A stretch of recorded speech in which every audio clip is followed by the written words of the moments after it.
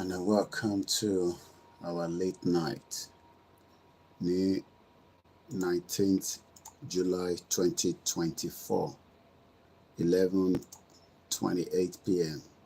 local time from London. I say good morning, good evening, and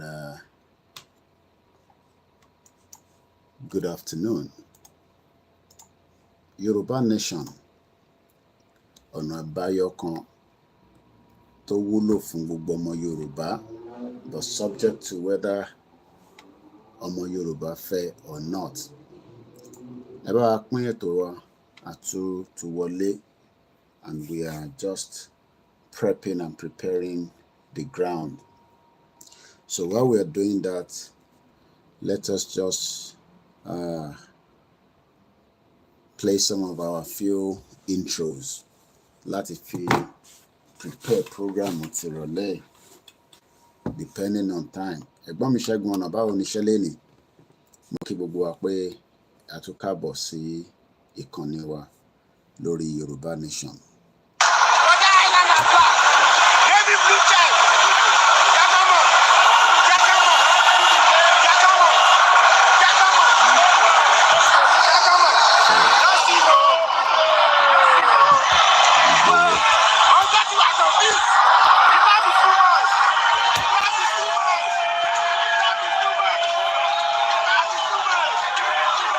We went all around the Yoruba towns and cities, villages, without bloodshed.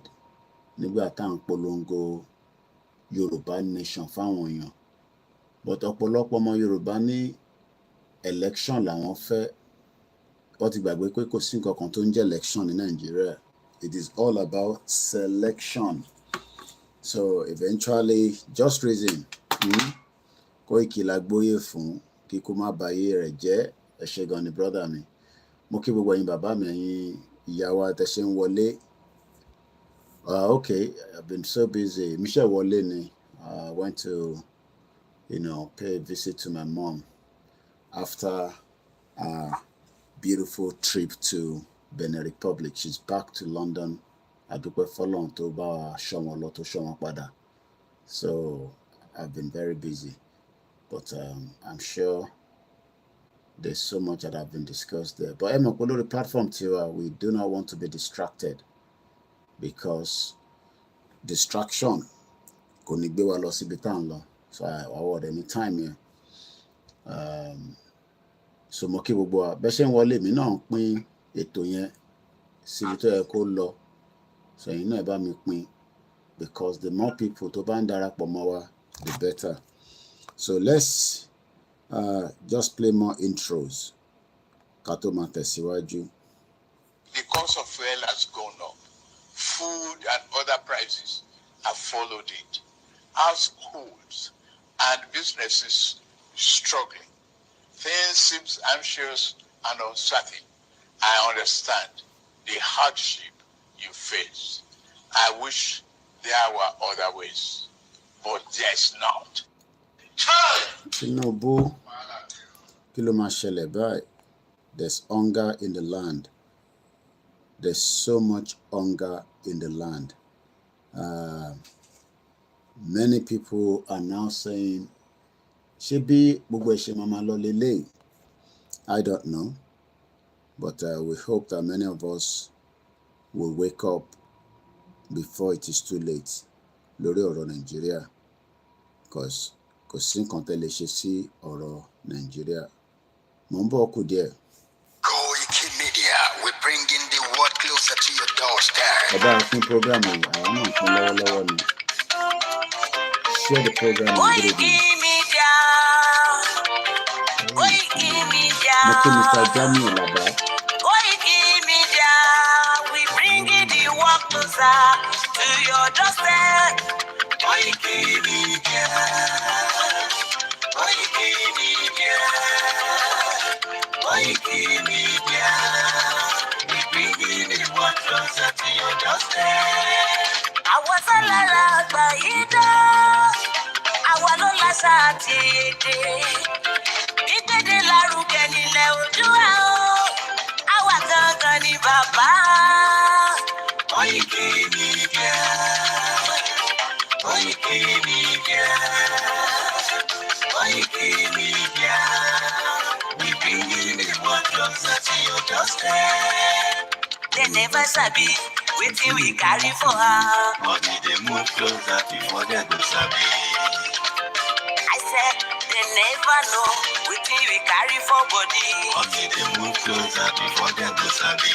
Ọ̀gbìn lọ lọ́jà ẹyẹ ni ń lo ló lajú. Ẹyẹ tó torí gbọdọ̀ bí àdó ọgbẹ́jẹ lẹ́nu. Ká ṣiṣẹ́ fún ilẹ̀ bàbá wa, ká ṣiṣẹ́ fún ìlú bàbá wa. Kájùmọ̀ sowọ́pọ̀ ká lè tó dúdú àga. Òdúdú àkùbá lè gbé wá. Ọmọ òdúdú á sì kiri. Ẹ dìde fún ẹ̀tọ́ adúláwọ̀. Ká lè jọ jùmọ̀ gbé. Ilẹ̀ ilé rí. Àwa lè gba ògo ilẹ̀ wa. Ká ṣiṣẹ́ ká lè jọ gbàdé. Ká lè gbàdé adé adúláwọ̀. Àwa ni ìmọ̀lẹ̀ tí yóò tàn káàkiri. Ọmọ òdúdú wà ní wá. Koikimedia, àwa là ń gbé tó lárugẹ. Ètò tó gbójú owó tí wọ́n mọ̀ ní. Self-determination. Kásá. Ẹgbẹ́ polówó ọjà wà kájé kú bá yín jẹ. Ètò tó gbójú owó. Ọlákúnlé mo kí ẹ káàbọ̀ sórí ètò. À ń gbé tó lárugẹ, à ń gbàsà lárugẹ. Ètò tó gbójú owó. Our own Ọlákúnlé. News and sports, ẹ máa rí gbọ́. Mo kí bàbá wa Ọlọ́run dáre, ó ní let's go there. Azeez Mákànmí mo kí ẹ bọ́dà mi. Má bá ṣẹ̀rẹ̀ lọ. Ọmọ Yorùbá nìyẹn, ọmọ Yorùbá tata o. À ń gbádùn rẹ̀, wọ́n jẹ́ bẹ́ẹ̀ lọ́rẹ̀ mi. Ṣẹ́yìn ló máa fi dìbò ọ̀tẹ̀ mọ́lẹ̀ o. Ẹ̀yin lọ́mọ onígbò máa dé. Ẹ̀yin lọ́mọ onígbò máa wọ̀. Igbó máa wọ̀ àjòjì ò gbọ́dọ̀ wọ̀. Àjòjì tó bá wọ̀ bẹ́ẹ̀. Mo kí ẹ easy àìsèlè ní ní ẹ̀bọ̀ra. gbogbo Miami. Mo kí bàbá wa Ẹ̀yin lọ́mọ náwó òyìnbó Bàbá tó dé. Agbọ́wọ́lé Ṣẹ́gun. Ìgbà tó yìnbó dé o, owó náà dẹ́ tún pọ̀ sí o. Koikimedia, táwa ní bàbá. Good evening and welcome to Self-Determination. Koikimedia, Thank you so àwọn much. ní bàbá. All hail Biafra, all hail Biafra. Rahim Abbas, Àtúnpèrè gidi. we will get there in Jesus' name. It's just a Àwa là matter ń of time. gbé tó lárugẹ jẹ́ ká jọgbọ́ o. Àtúnjàfẹ́tọ̀ ilẹ̀ wa, fẹ́tọ̀ Let's ilẹ̀ start the mixing Yorùbá. line. Mr. Lamilokan Sadiq, shout out to you. Gbogbo Lagos Island, Peter Pan, how you doing, my brother? Olúwaṣeyì, ìyá mi, Ìyábọ̀ Olúbùnmi, We àti bring Scott you mi. one closer to your doorstep. Afẹ́fẹ́ tó ń fẹ́ o tó ń kan jòkó lára ni. Àgbèrègèdè Olódùmarè ló fún wa ṣe. Peter Pan, Mr. Perryton. Gbogbo ayé ẹ gbọ́, Good evening àwa and ní welcome bàbá everybody. o. Shout out to those of you on our Twitter. We are now live on Twitter Ẹ space. máa bọ̀ wá ẹ Mr. gbé Stephen polówó Lawal, ọjà thank yín you so wá much, o. sir. Òtútù alágbèdá ni òtítọ́ lágbèdá ni. Ọmọ, it's been very busy as Àkìsọ́dalẹ̀, usual. àkìsọ́dí Madam kẹta. Bali, àwọn màmá dáadáa. We are all in this together. Kò sẹ́ni tó gbajúra wọn lọ, we are all in this together. Àtẹ̀yìntẹ̀ wà Nàìjíríà, mo sọ pé ẹ̀yin gbọ́ngàn lè ń fi sójú. Koikimedia is around to give us the test. Is around o. Ọlámilékan Sadiq, shout out to you.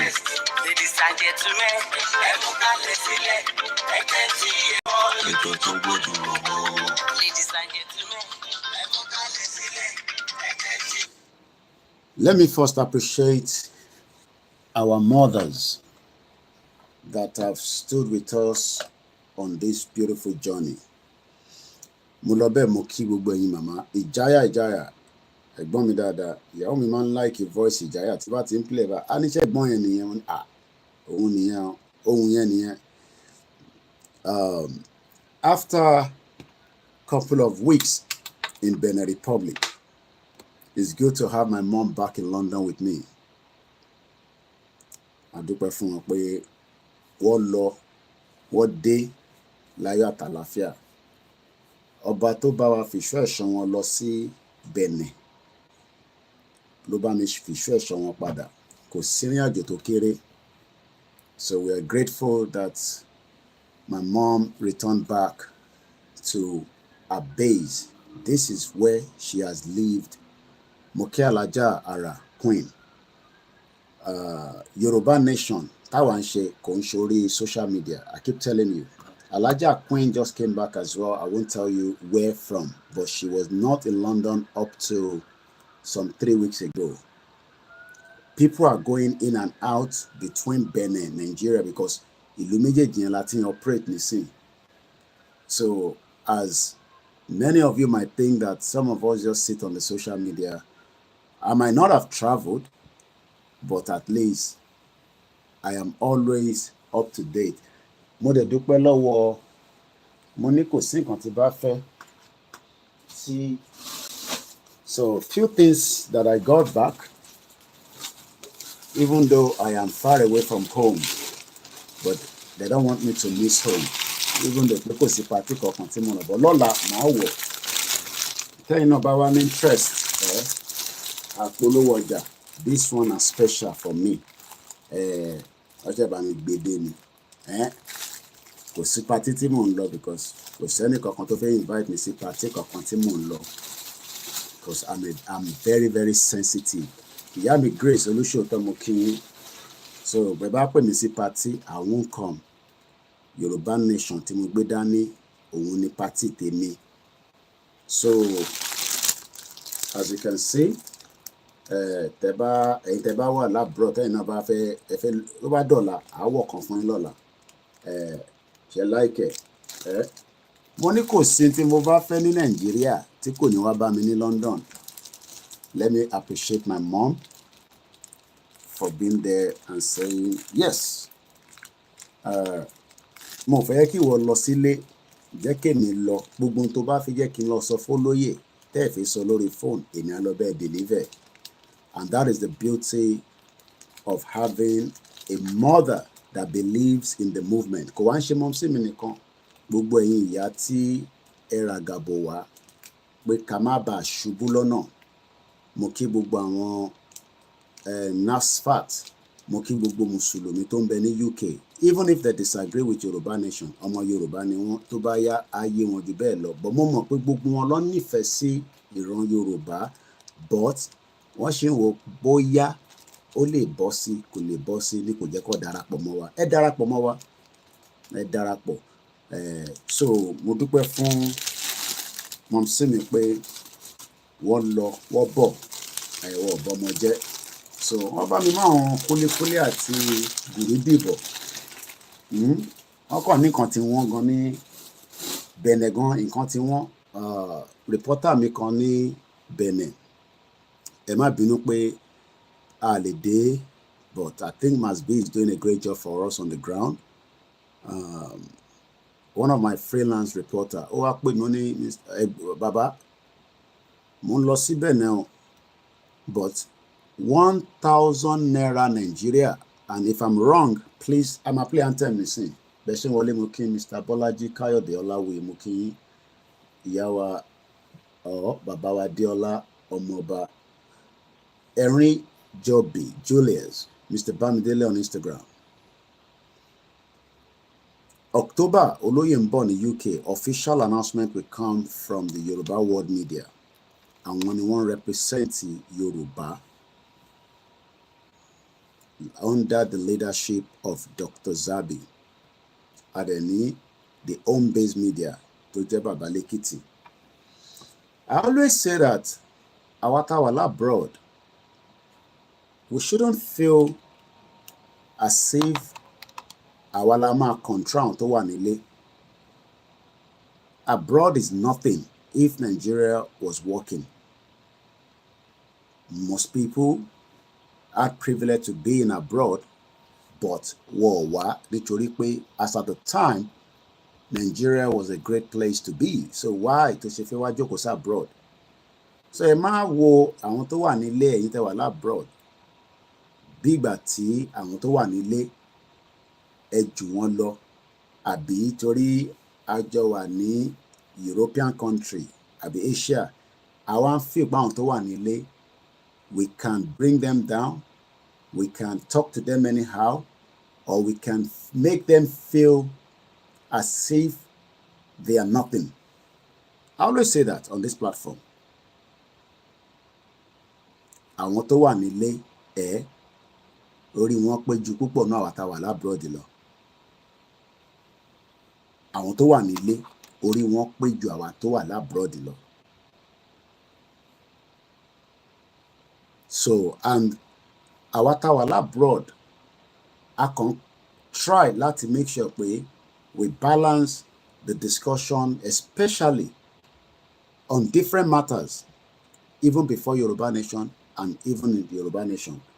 So, tó bá máa ń tẹ̀mí ẹ̀, mo fẹ́ play, mo fẹ́ kà lórí ni.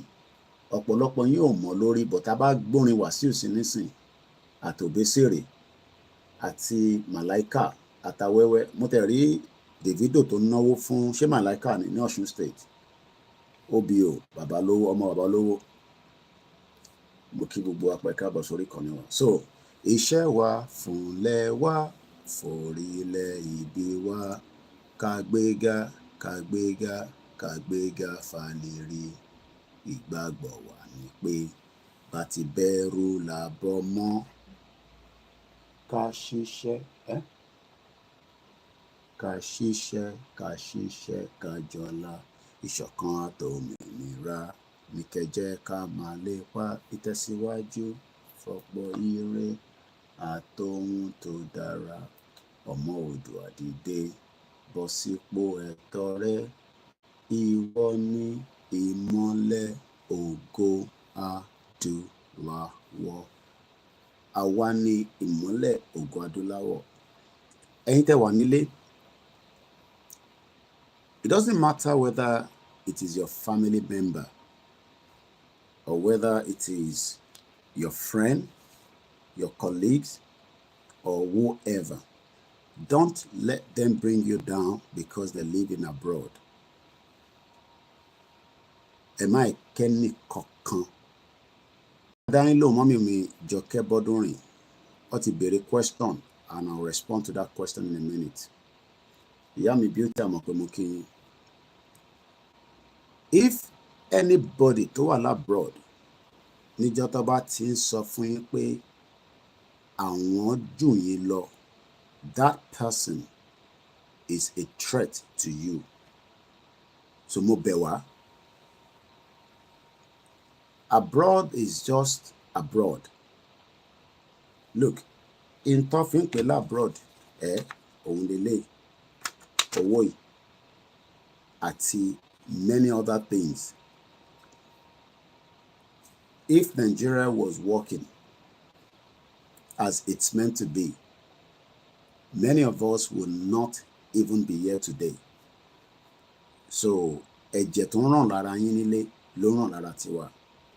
But the only difference now is that many of you at home are not comfortable, which is not your own choice. Ẹ̀yin kọ́ ni ẹ fẹ́ jẹ́ kẹ́ wà comfortable. Ẹni tó lówó gan Nàìjíríà kò wà comfortable. Kàmá ìtí sọ ẹni tó ní.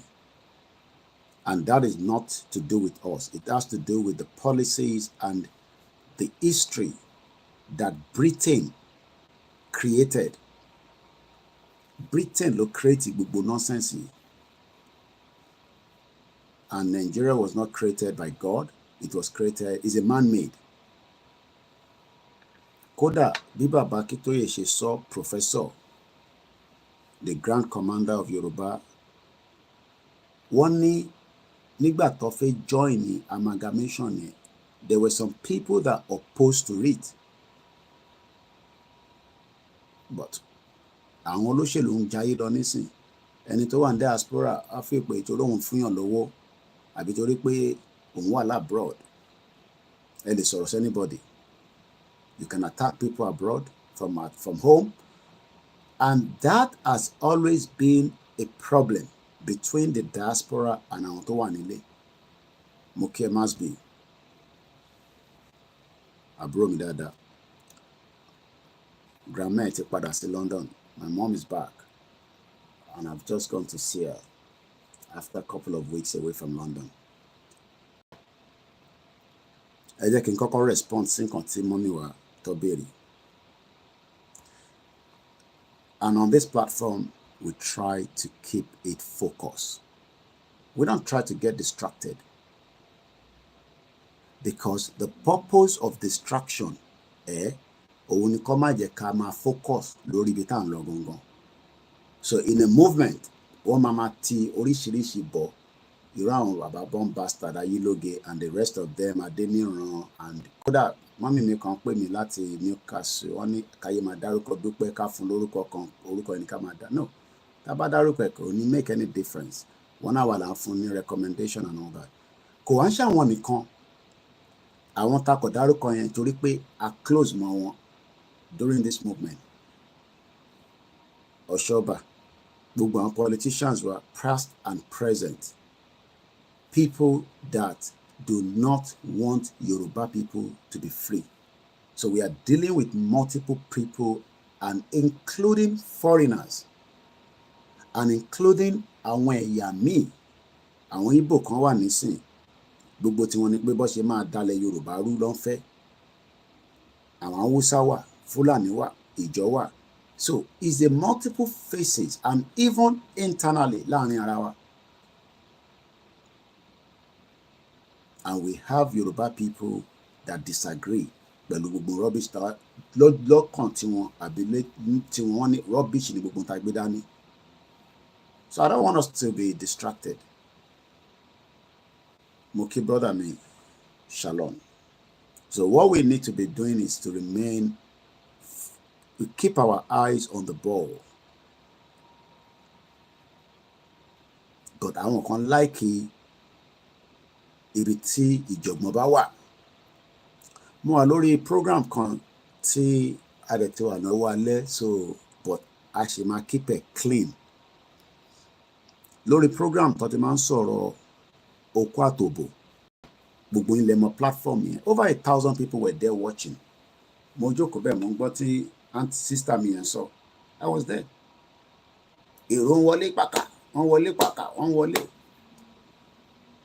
But one thing I realized that she said, out of gbogbo tí mo gbọ́, just for the 5 minutes mo fọ lórí show yẹn, wọ́n ní gbogbo táwọn sọ yẹn lórí ọ̀rọ̀ Oko Àtòbò táwọn máa ń sọ̀rọ̀ lé lórí, àwọn òun ṣe bẹ́ẹ̀ níta, ìwọ ọmọlúàbí wọn ó ṣì wà clean. Tó bá pàdé mi níta, ó tẹ̀ ní mọ̀ pé bọ̀bọ̀ tó ń pè ní Koikimedia lélẹ̀. I'm telling you. Màmá wonder pé ṣé o bọ̀ eléyìí ló ń pè ní ṣé o bọ̀bọ̀ yẹn tó máa ń pariwo lórí mídíà yẹn, ṣé o bọ̀ èyí tó ń pè ní ọmọlúàbí wa nìyẹn. And if we remain focused, tá a mú too many. Look, first and foremost, we will attack anybody to attack Yoruba nation. Immediately, so personally, I will attack them because ọ̀dàlẹ̀ ni wọ́n. Mo lè máa jókòó síbí báyìí ká wá nítorí pé a fẹ́ fi sentiment sí nǹkan. And that is why I am not a blogger. Journalist ni mí. What is Sunday? I want to be very careful. Tí bá ń show nǹkan lórí show. Lórí mo mọ̀ bí mo fẹ́ wo bí ó wà ń show ní reverse. Mo ti change the TV mi. Kí n máa monitor. Mo ṣe wo fíìmù kan tán lórí Netflix nísìnyí. Mo tẹ̀ bá wọn tán wò ní anyway. Days in Washington. Mo orúkọ movie yẹn, but mo ti worry, but mo like fíìmù tó bá ti ń fìbọn fọ́ra wọn lórí. Kí ló tún ṣe gbogbo YouTube tó tún ní ká sign in? Kí ló tún ti ṣe sí?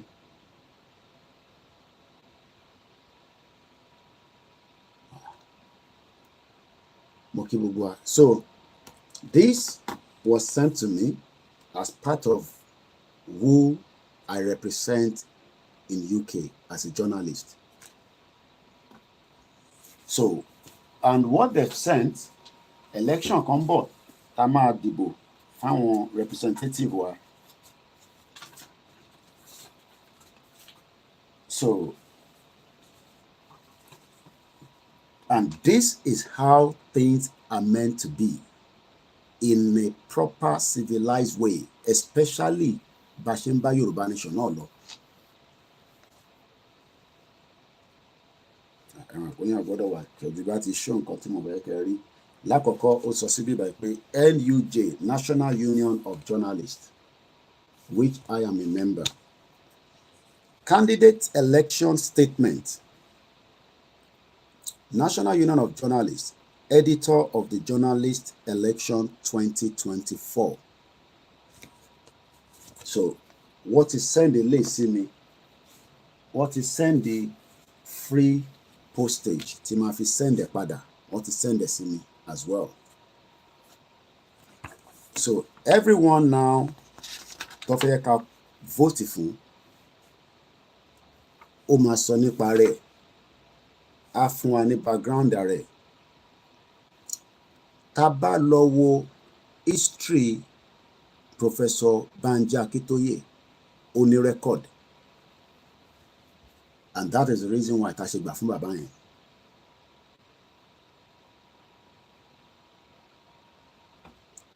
Kò ń ṣe pé torí bàbá gbowó fún wa. Àwọn kan máa ní àwọn òṣìṣẹ́ fún olóyè Ìgbòho àti bàbá Akintoye. Àwọn lèmi ṣiṣẹ́ fún pẹ̀lú àwọn ọmọ Yorùbá. Many people come out and say that kind of statement. A ṣiṣẹ́ fún bàbá Akintoye o, a ṣiṣẹ́ fún Ìgbòho o. I don't know. Torí èmi ò mọ ẹnì kankan nínú ìrìn àjò yìí, a pàdé ni. But èmi personally àwọn lèmi ṣiṣẹ́ fún. Torí wọn ní mọ́mísì tèmi ṣe lọ Benin Republic. Torí Ìgbòho àti bàbá Akintoye ni wọ́n ṣe lọ sílé láti lọ rí wọn. Àwọn nǹkan kan wà tí mo fẹ́ jẹ́ kó bá mi sọ fún wọn kó tó di pé àǹfààní máa tún wà tí máa tún rí olóyè personally when next is in London or tá bá tún pàdé ní àwọn ibòmí tí kò ní wá sórí media. Because communication line àmà tó lóyè àfi tá bá ń parọ́ fúnra wa wọ́n máa monitor ẹ̀. But mo ní lọ sínú gbogbo bẹ́ẹ̀ lọ too much. So, if we are now saying Anshe Yoruba Nation and we want to be distracted, Konshelo platform to I don't have the time for that. We are fighting multiple problems to deal with. So, I know most of you will watch all different programs. Ẹ wá fẹ́ wá bí tẹ́ tún máa wá fẹ́ gbọ́ kí ni conclusion ti Koiki náà lórí ọ̀rọ̀ tó ń sọ. All I would just force to say is that if you come for us, regardless of who you are, àti àwọn tó ń fún wa lésì bíi Ṣèyí Mákindé ó dá mi lóhùn padà, mo ní bomb bastard ni. Kò ní right láti dá wa lóhùn. Kódà ó jẹ́ kó ignore wa ni. But àwọn ọlọ́gbọ́n lórí. So jẹ́ kí n béèrè question kí n dá grandma lóhùn kí n tó lọ gbàgbé. Ìyàwó Àjọkẹ́ Bọ́dúnrin ni Koiki, can we stop the Ọ̀rànmíyàn because of what is going on with Baba Iloge? Baba yẹn bomb bastard ni. Baba Iloge yẹn. I can tell you that. Àwọn bàbá òfò tó ní làákàyè tó jẹ́ pé kàkà kọ́rọ́ra gbẹ́nu wọn dákẹ́. They went ahead and attacked us. Kúkú mọ́ra rí tẹ́lẹ̀. Wọ́n appoint yín ni. Ẹ dẹ̀ mú ìrìn àjò yẹn ẹ fa ẹkùn ẹ já wálẹ̀. And everybody knows that. Tá bá ń pretend pé a fẹ́ cover àwọn nǹkan kan kò ń ṣe bí ti Baba Iloge. So Ọ̀rànmíyàn ní kankan ṣe pẹ̀lú Baba Iloge. Kódà every day títí dé ní èèyàn kan náà ni ló sì ní Koiki báwo ni ṣe máa san owó yẹn láti Amẹ́ríkà. Mo dẹ̀ ní kó lọ sí website www.ysdm.org. Bàbá Ilóge kọ́ ló ní YSDM, gbogbo ọmọ Yorùbá ló ní YSDM, but Yoruba World Media ó wà independent away from YSDM. Koikimedia wà independent away from Yoruba World Media, but I am a member, full member tó gbà fún Yoruba World Media lábẹ́ Dr. Zabi. Ẹ lè má máa rí mi tí mò ń jáde pẹ̀lú wọn frequently, but mo gbà fún wọn just like bí mo ṣe gbà fún ẹgbẹ́ tí ṣe rí Dúpẹ́ Onítìrí ló tún dé tó da èmi ò ṣẹgbẹ́, àwọ̀ kì í ṣẹgbẹ́, Ọlọ́run ní kì í ṣe rí gbogbo ọ̀rọ̀ yẹn kò sí bá ṣe fi ṣe ìrìn àjò, even though it's still a movement. Àìtí gba country, mo kí Grandma Lé Àjàyí. So just to buttress that, ayílégo ní kankan ṣe pẹ̀lú ká lọ máa dá $10, $10, 10 shefa, 10 Canadian, ẹ máa dáwọ́ yẹn lọ. Owó yẹn wúlò fún ìrìn àjò yìí. Every month, mo bọ̀, wọ́n send email sí mi pé increment máa wà ní owó tí mo san fún as a member of this union. Kí ni mo ṣe jẹ́ member? Láti lè protect me against àwọn wolves tó wà níta ní UK, because tí bá wà níta bí ṣe wà lẹ́pọ̀t lánàá tó bá tẹ̀ wá bá mi pé mo ní right láti record as an example wọ́n gbọ́dọ̀ harass mi. Kàmá ìtẹ̀tí sọ pé ordinary member of the public, kò sí ọlọ́pàá náà nílùú yìí tó gbọ́dọ̀ harass mi. Tí ìṣẹ̀lẹ̀ bá ṣẹlẹ̀ anywhere, mo ní right láti súnmọ́ ọlọ́pàá kí n dẹ̀ identify ara mi, ó dẹ̀ ní right láti dá mi lóhùn gẹ́gẹ́ bí journalist, but kò ní sọ the same thing fún wọ gẹ́gẹ́ bí normal public. Tí crime scene bá ṣẹlẹ̀ ní àdúgbò mi nísìn tí bá sọ̀kalẹ̀ èyí tọ́lọ́pàá ò ní sọ fẹ́yìn ó gbọ́dọ̀ sọ fẹ́mi, because mo fẹ́ report crime yẹn ni, or mo fẹ́ report incident. So táwọn kan bá wá ní àníwà nú ẹgbẹ́ kankan afẹ́dádúró ní dáadáa, it's fine, but how can you be in a movement? How can you be in something that is ongoing? Wà wá ní o fẹ́ máa dáṣe tiẹ̀, ó lè dáṣe tiẹ̀, but ṣé igi kan ó lè dágbó ṣe? Tí Yorùbá yàn bá lọ dáadáa ẹ gbà bẹ́ẹ̀. Ẹ yẹ kí n wá sí. I received an email from this body tó ń pè ní National Union of Journalists. This was sent to me only yesterday, Thursday. And good thing about technology, mo ń bọ̀ lọ́dọ̀ Microsoft. Ìyẹn mo ṣe ní ká má wà tú ṣe rí gbogbo mo mọ̀ pé àwọn èèyàn láìkí. It will take us away from the real deal. Yorùbá nation la fẹ́ gbà, gbogbo nǹkan ò lè perfect. If you're waiting for perfection, you are wasting your time. A fẹ́ mọ bó ṣe ṣe kankan, no, we can't. Tá bá débi tá à ń lọ, we will be fully accountable to you as the government. Èmi kọ́ ni government, so our government will be fully accountable to us. But Koiki ṣe ni wá wà accountable fún wa pẹ̀lú gbogbo tẹ́ ń ṣe nísìn. Ọmọ ṣé kí n jáde nísìn kí n sọ fún yín pé mo ti rà bọ́n? Ẹ̀yin gan ni sọ pé orí òpè ọ̀dẹ̀ nìyẹn, ṣèbó ní ọlọ́gbọ́n lórí ni. Ṣé kí n sọ fún yín nísìn pé a fẹ́ lọ já bridge tí mo dẹ̀ mọ̀ pé a já bridge? Ṣé kí n sọ fún yín nísìn pé Ìgbòho ti tọ̀ sára Ìgbò? Ẹ̀yin gan máa sọ fún wa pé so for you to want to know all the kúlẹ̀kúlẹ̀ tó ń lọ nínú Yorùbá nation, pé ká wá ṣe accountability fún yín, irọ́ là ń pa, kò possible. It is still a movement.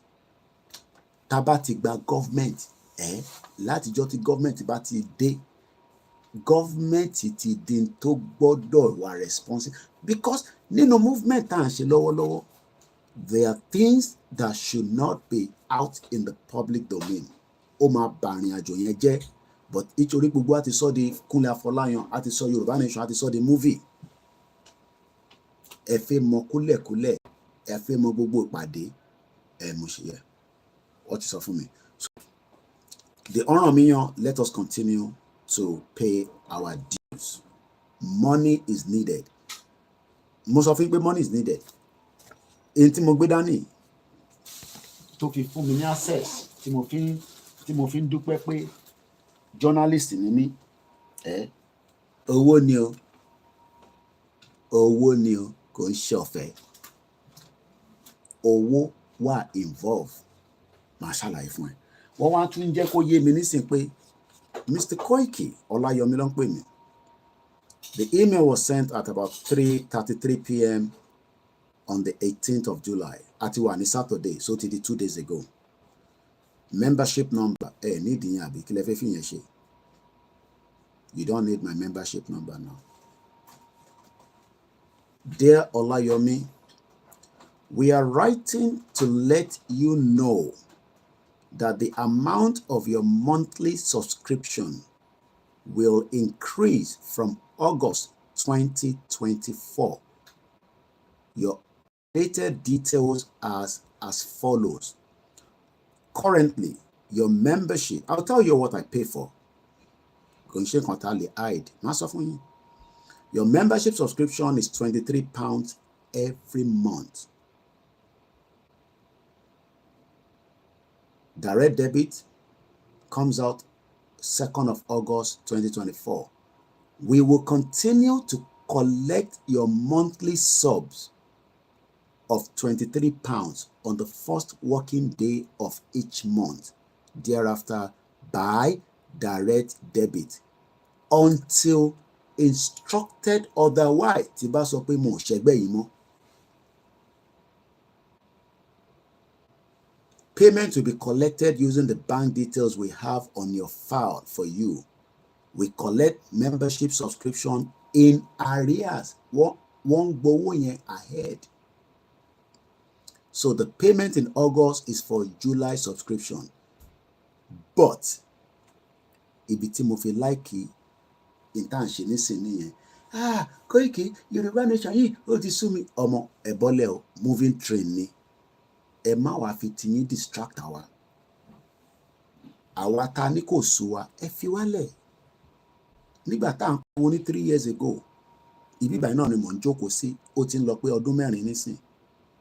Tí ní àjọ yìí ti ń tẹ̀síwájú tó yàtọ̀ sí àwọn tán náà wọ́n ń béèrè fún regionalism àti restructure 45 years kò sẹ́nì kankan tó dá wọn lóhùn. Wọ́n wá rò bóyá Tinubu tó jẹ́ weak element á gbé restructure lé wọn lọ́wọ́, á gbé regional government lé wọn lọ́wọ́. Àwa padà sínú regional bá a ṣì wà nù Nàìjíríà nígbà táwa ní ṣe jẹ́ kí gbogbo wa ká kó basket yẹn ká kó ẹyin wa ká kó síbì kan. Àwọn nínú kò dá bẹ́ẹ̀ ẹ jẹ́ ká pín káàkiri. Ìyẹn ló ṣe di mọ́kìmọ́kì táwọn àwọn born bastard kan náà wọ́n náà Yorùbá Council of Elders àbí kinní kan wọ́n ní wọ́n sọ fún Ìgbòho pé kó wà patient. So ká wà patient kó máa pa wá ní every blessed day ká má lè rí nǹkan ṣe sí. And all your governors are useless as tissue paper tí mo fi ń nù dí mi ní toilet. Because they are born bastard. Olórí burúkú ni gbogbo wọn látòkè délẹ̀. Because tó bá jẹ́ pé wọ́n kì í ṣe olórí burúkú ni ó jẹ́ kó mọ̀ dájú pé ìyà ń jẹ wá based on the security tó ń bẹ ní state kọ̀ọ̀kan and their responsibility is to look after us. So NUJ National Union of Journalists wá sọ fún mi pé lóòótọ́ èmi ni mo wá bá wọn pé mo fẹ́ di member. So téèyàn kan bá ní ní ṣe ẹgbẹ́ pẹ̀lú àwọn ẹgbẹ́ kan wọ́n ní right. Ṣé ẹ má jẹ́ ká force ara wa. Kódà ẹ̀yin tẹ́ ń dá 10 naira yẹn tẹ́ bá ní ẹ̀dá mọ́ no problem.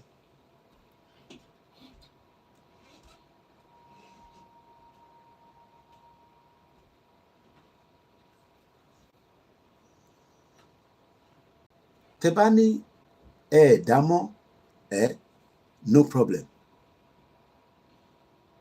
It is your right. You have the right to say, I am not doing Yoruba Nation anymore. Look, mo ní mo wà ní platform kan tó ń sọ̀rọ̀ kó àtòbò, èrò tó wà níbẹ̀ ojú ti bíbá ẹ lọ nísìn. Because ìyẹn ló ń fáwọn èèyàn ní bí excitement or whatever it is. So don't come here and say, Kawa Mawa diverted.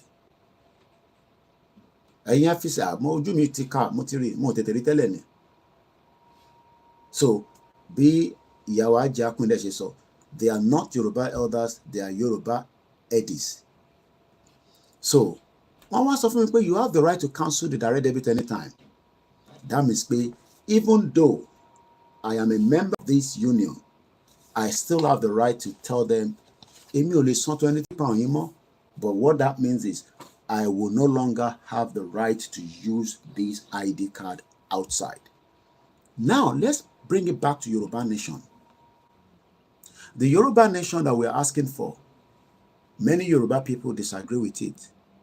Koda, around to sorry against it, around to attack it. There is nothing wrong in all that. Look, Emaika will walk away or against it. But the only thing we must do is that Toba were against it, fine. But Toba attack you, we have the right to attack them back, which is what we've done. Belu, Ofo, Ayiloge, Nibikibi Tobawa, because bomb bastard ni babayen. I say so. Toba feku problem tieni, I don't care. Koma tumeno si ọ̀rọ̀ tiwa mo, kó rọra máa bá ìrìn àjò ẹ̀ lọ pẹ̀lú Dr. Fápóhùndà. Fine. But tó bá jáde, tí bá tún gbọ́ lẹ́nu ẹ̀ tó jáde, tó attack wa, I will then come out again, I will attack him. So bó ṣe jẹ́ nìyẹn. So let's move straight into the program. Sema Ekawa, MixLR, the link, okay. Láti ìdírò kó má tó jọ mẹ́ta brother mi. Then share link here. Link MixLR. Mo kí gbogbo adé nǹkan sí. Odò àgbéwà kò ní gbé ọ̀dàlẹ̀. Ẹ má ẹ̀ka bẹ̀rù pé ṣé Yorùbá Nation yìí ṣé ṣá Koiki ṣé àní nídìí Ọbásanjọ́ ṣé àní nídìí Dangote ṣé àní nídìí this.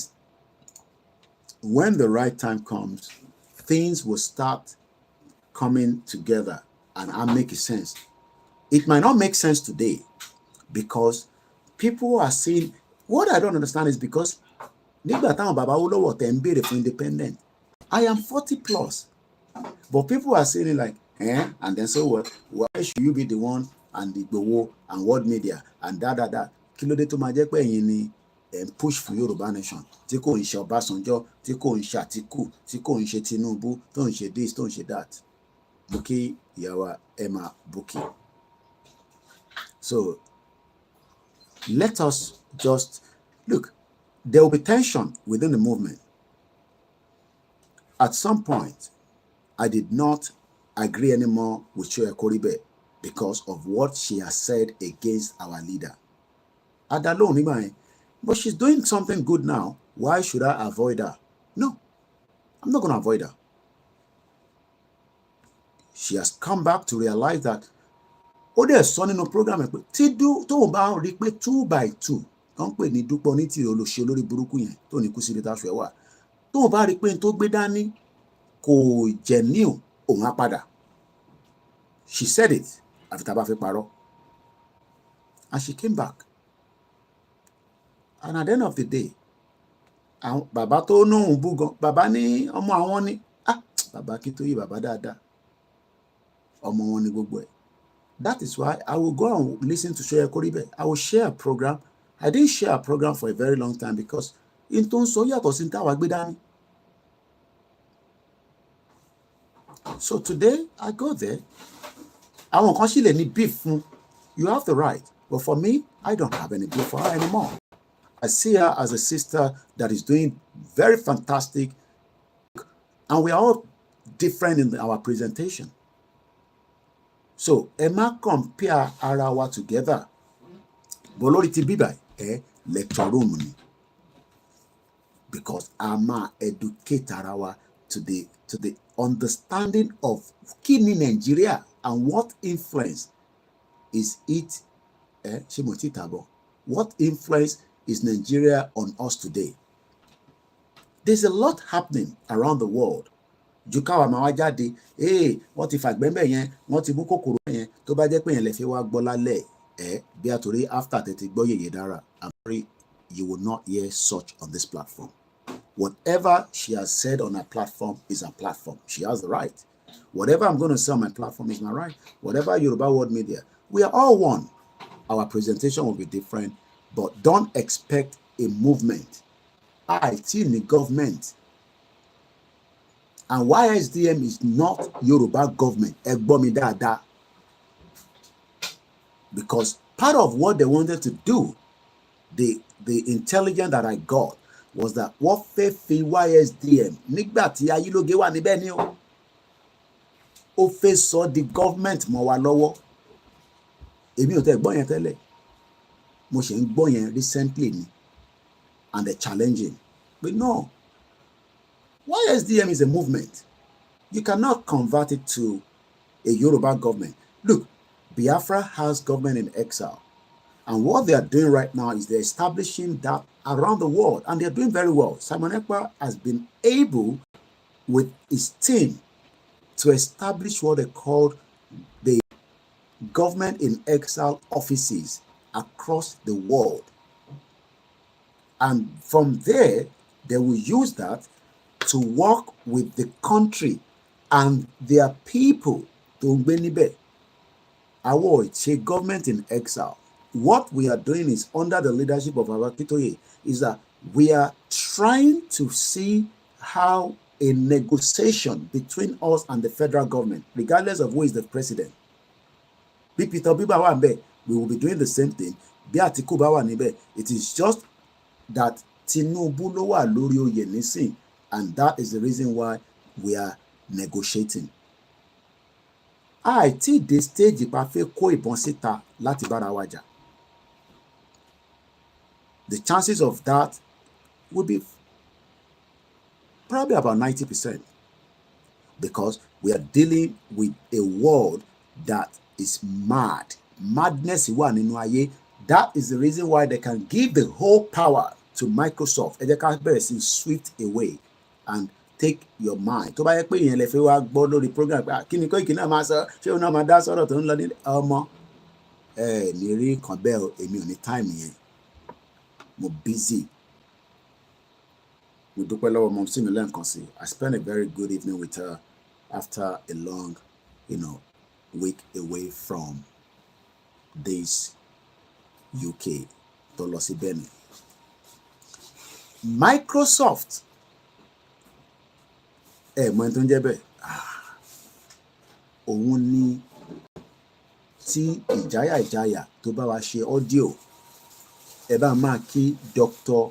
Ọmọwùnmí, àwọn sọ̀rọ̀ lórí ọ̀rọ̀ GMO yẹn. Ká dẹ̀ máa kí Okechukwu, bọ̀bọ̀ kan tó ó máa act movie, ó wà lórí Twitter tá à ń pè ní X. The reason why the world was completely shut down látànà títí di bá ṣe ń sọ̀rọ̀ yìí, the whole world is in turmoil. Ogun ò tí bẹ̀rẹ̀ o, but a wà ní ìtàn pè ní another war tó ń ṣe bí wọ́n ṣe ja World War I, World War II, àti wà ní World War III bá ṣe ń bá yín sọ báyìí. Ẹ ṣé gan-an Alájà Queen. And the Yoruba World Media remained a very strong body, which I am fully part and parcel of it. Microsoft was the reason why every banking, mostly the movement of people at airports. Ṣùgbọ́n àwa Nàìjíríà àwa olówó tá fẹ́ fi travel, but bí ẹ bá ń sọ̀rọ̀, àwọn òyìnbó tí ń fẹ́ gbéra máa travel ní holiday period tó ti dé báyìí. Àwọn kan ti gba holiday láti Friday, àwọn kan ti gba tiwọn ní last week. Kódà ní Nàìjíríà náà, according to bí ṣe gbọ́, àwọn private school, ọ̀rẹ́ mi kan ti dé, òun àti gbogbo family ẹ̀, mo fi go too much, but ẹ lè mẹ́ni náà anyway. Ó ti wà ní London. Báwọn ọmọ ẹ̀ ṣe ṣe private school ló ń kọ́ àwọn ọmọ ẹ̀ lọ ní Èkó. Òun, ọmọ àti ìyàwó, wọ́n ti wà ní London. Wọ́n ti pè mí pé Koiki àwa ti dé. Ibi báyìí ló ti kàwé. very intelligent guy. But one thing everybody needs to understand is that Yoruba nation, it's not because of only for few people that are currently having the privilege in the Nigeria today. We want everybody to be privileged to travel around the world just as the airport was busy. America, what travel ju kilo dale lo, but mo ki baba mi Oyeronke Olaniyan, and I hope I got it right now because mo ma mix it pẹ̀lú pé obìnrin ni, but mi ti rí pé ọkùnrin ni ẹ̀yin lẹ kàn fún mi ní orúkọ yẹn Oyeronke Oyeronke yẹn, and I hope I'm right again pé mo gbé lura wọn. Mo kí gbogbo alẹ́ nǹkan sí. Microsoft, the monopoly. Ibikíbi tí wọ́n bá ti ń ṣe, mo sọ most of the time, mo tún sọ nísìn. Bẹ́ẹ̀mi gan bá fẹ́ di pé ẹ̀ ń rí àpẹẹrẹ pé ó ṣe jẹ́ òun nìkan, ó ti fi di monopoly nìyẹn. Ẹ máa ṣọ́ra. Mo kí sister mi àǹtí mi Wumi Praise. Àwọn ló ń kọ́kọ́ wọnú ọjà lọ tó lọ ń bá báwo mo tún ṣe gbé lura wọn báyìí. Kódà ẹ má bínú. Ìyá dáadáa. Obìnrin ni mí o Koiki, kí ló tún gbé wá lálẹ́ kẹ̀? Mo ń ṣe ẹ mọ̀ pé lóyìnbó aláwọn L aláwọn G òfin tí wọ́n nìyẹn. Ìlú ẹ̀ láwa ń gbé, èmi ò lè sọ̀rọ̀ yìí lórí mi jẹ́ kọ́ ọlọ́pàá wá kanlẹ̀kùn mi rárá pé gbogbo tó ti ń sọ là ń rí o. Bọ̀ ilé tó wá lọ gbẹ́nu lé má gbẹ́nu lé, ìwọ lè wà Nàìjíríà. Mo kẹ́yìn ìyá dáadáa. The world that we are living today, wọ́n play game pẹ̀lú àwa kan ní Africa. Ẹ jẹ́ ká ṣèdúró lórí Microsoft because that is the look in tó ń trend lọ́wọ́lọ́wọ́ nísìn òun nìyẹn. Who is Bill Gates? Ṣé mọ̀ pé moment tí Tinubu wọ orí oyè, Bill Gates àti Dangote ló lọ kí. How many people remember that? Ẹ jẹ́ ká lọ sórí Google ká lọ wá. Mo kí ìyàwó lẹ́ǹkan sí Oyeronke Olaniyan, ẹ káàbọ̀ sórí ìkànnì wa. Mo kí gbogbo ẹ̀yin èèyàn wa. Mo kí Silver Badmus. Mo kí ọmọdé, mo kí àgbàlagbà. Mo kí Prince Adébáyọ̀ Shitu. Mo kí ẹ̀yin ìyá lálùbáríkà. Mo kí ẹni gbogbo ìdí ìrókò. Mr. Daniel. Mo kí ẹ̀yin tí ẹ ti ń wọlé. Mo kí Mr. Atilola Maruf. Mo gbúrò ẹ̀gbọ́n mi Al-Maruf ó tó jẹ́ mẹ́ta. Mr. Kẹ́hìndé Adéyẹmí, mo kí yín. If you're new to the platform, we do not want you to disrespect our people that are sitting here. Àwọn ọ̀jọ̀gbọ́n ló wà níbí báyìí. I will curse you and I will get you blocked off. So mo kí wa. Mo fẹ́ sáré sọ̀rọ̀ nípa sister wa Wumi Praise. When we started the movement, ẹ rí pé ìyá kan bí àǹtí kan wọ́n máa ń lọ sínú ọjà, wọ́n lọ bá àwọn ìyá lọ́jà sọ̀rọ̀. She was the one doing that. Wọ́n ṣe program kan nígbà kan náà ní gbogbo Àlímọ̀ṣọ́, àwọn ló wà in charge. Àwọn sí labroad, wọ́n wà Nàìjíríà. Ìwọ wá sọ pé ìwọ kan wà labroad, tiẹ̀ special jù wọ́n lọ. Who the hell are you? Including myself. That means pé a ti ń gbéra wa ju bó ṣe yẹ lọ nìyẹn. Ṣé mi lè lọ sínú ọjà bí ìyá ìṣe lọ sọ́jà? Tí bá dénú ọjà kí ni mo fi máa lọ sọ fáwọn ìyá lọ́jà? Àwọn lọ bẹ̀rẹ̀ sí organize market to market láti lọ bá àwọn ìyá lọ́jà sọ̀rọ̀ àti bàbá lọ́jà pé ǹjẹ́ ti gbọ́ nípa Yorùbá nation? Àǹtí mi ni Wumi Praise. But ṣé mọ̀ pé gbogbo kinní yẹn it also cost money. Àwa béèrè owó fún wọn o, bò mo kàn sọ pé ní time yẹn látara kò sí they were doing it because àfi tá bá ń parọ́ fúnra wa, nothing can be done free in the world today. Òun mo sọ fún yín, this NUJ tí mo fi ń ṣàkàrà owó ló ń cost me £23 every month. So ẹ bá máa kíyàwó Wumi Praise pé kó má sú wọn, kó má rẹ̀ wọ́n, torí ilé làwọn wà. Àyà tó ń gbé síta tó ń lọ fi ń campaign lójú títì nígbà tí mo lọ́lé ní 2021 tí mo jáde sí títì Ìbàdàn tí èmi náà lọ pé flyer gbogbo ilẹ̀ ní Koiki, kódà Ìgbòho gan sọ pé coordinator ẹ̀yin jókòó sí ẹ̀rí bíbẹ̀ ẹ̀yin jókòó sínú ilé gbogbo tẹ bá fẹ́ ṣe ẹ rán wọn ẹ mọ̀ pé mi kọ̀ wò pé you know èmi náà fẹ́ feel but Ìgbòho said no ó ti wà too coordinator mi ò fẹ́ bẹ́ẹ̀ and many of you called me down and say no Koiki no ìwọ má jáde sójú títì náà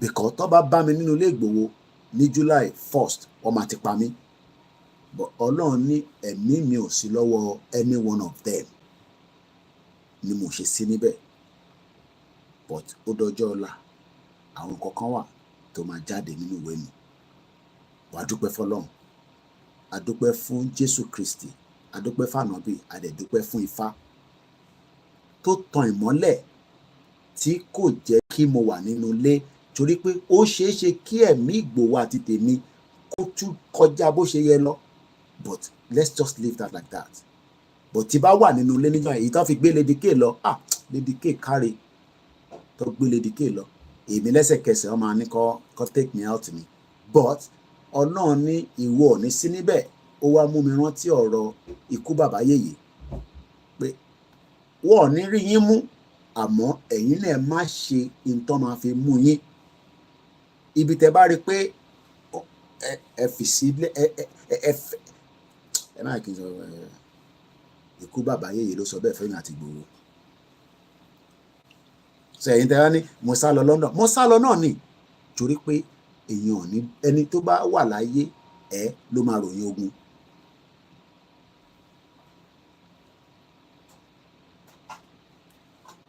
mo kí gbogbo alẹ́ nǹkan sí pé ẹ káàbọ̀ sórí ìkànnì wa let's go further. Bill Gates visited Tinubu kí ló dé tó ṣe lọ kí Tinubu mo fẹ́ gbé jáde ni o Bill Gates visit ó lọ kí Tinubu moment tí Tinubu wọlé visit Tinubu yeah I have the video as well but let's go and pick up the news. This was around April. This was around April. Let's read what transpired between the both of them.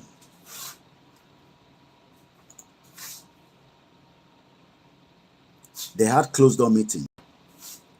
Kí ló sọ nínú closed door meetings? Àmọ́ bàbá mi ẹ máa jíwèé wò Mr. Waris Jinadu. Báwo lè ṣe mọ̀ pé nǹkan tí mo fẹ́ sọ nìyẹn? Yes, and Dangote. Yes, he and Dangote closed door meeting. Ní tí mo lè fi sọ làwọn náà lè sáré comment síta yẹn. Mo kí grandma. 5 things Tinubu discussed with Bill Gates in Saudi Arabia. Saudi ló ti kọ́kọ́ pàdé ní lesser hajj tí Tinubu lọ. Àbí no, wọ́n kọ́ lọ ṣe àwọn meeting tó máa ń ṣe. The picture is here. So mo fẹ́ gbé picture yẹn wá síta. So jẹ́ kí n save it. Mo fẹ́ káwọn tí ó wà lórí software, lórí laptop. Later máa post video yẹn èyí tó kùnà máa rí. Oh, my face save as no all files. No. Let's see if I can bring the image out quickly. Nígbà tó máa kọ́kọ́ ríra, no, kò gbé jáde bẹ́ẹ̀. Why? Kò ń jẹ́ kí n save image mi látòrí, so ẹ jẹ́ n copy ẹ̀ kí n gbé lọ sí orí Twitter. Ẹ follow wa lórí Twitter. No voice heard in the closed meeting. It was mute because Monty Tinubu àti Bill Gates Monty wọ́n jọ discuss. Bill Gates is the founder of Microsoft. Microsoft is the reason why the whole world was shut down between yesterday and up to now. To affect many flights. And we can only hope that Tinubu ti tawa fún Bill Gates. Máa sọ pé they play. Máa sọ pé go find a job. Tó bá yá, wàá understand nǹkan tí mò ń sọ. Ojú ló ń kán ìbòjì, òrùn máa débẹ̀. Mo fẹ́ add image yẹn ká tó gbéra máa sọ̀rọ̀ lọ ni. Because I think throughout this month, picture Adogun Atafa ló máa wà lẹ́yìn mi. So ẹ̀yin tẹ́ ń wò mí nísìnyí ẹ ti rí Bill Gates àti Tinubu ẹ̀yin tó kù tá bá ti upload ẹ̀ máa rí. Now nígbà tó máa kọ́kọ́ pàdé wọ́n pàdé ní Saudi Arabia, so I'm going to read quickly. This was in April. 5 things President Bola Ahmed Tinubu discusses with Bill Gates in Saudi Arabia. Following the meeting between President Bola Ahmed Tinubu and the Microsoft founder and philanthropist, Mr. Bill Gates in Saudi Arabia, the details of what Tinubu discussed with the billionaire have emerged.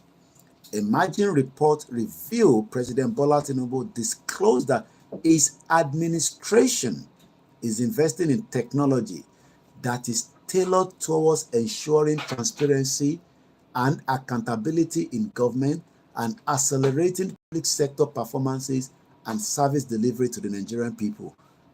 You would think that now let's bring it back to the current state of things right now as we know. What is the current state of things? I'll tell you.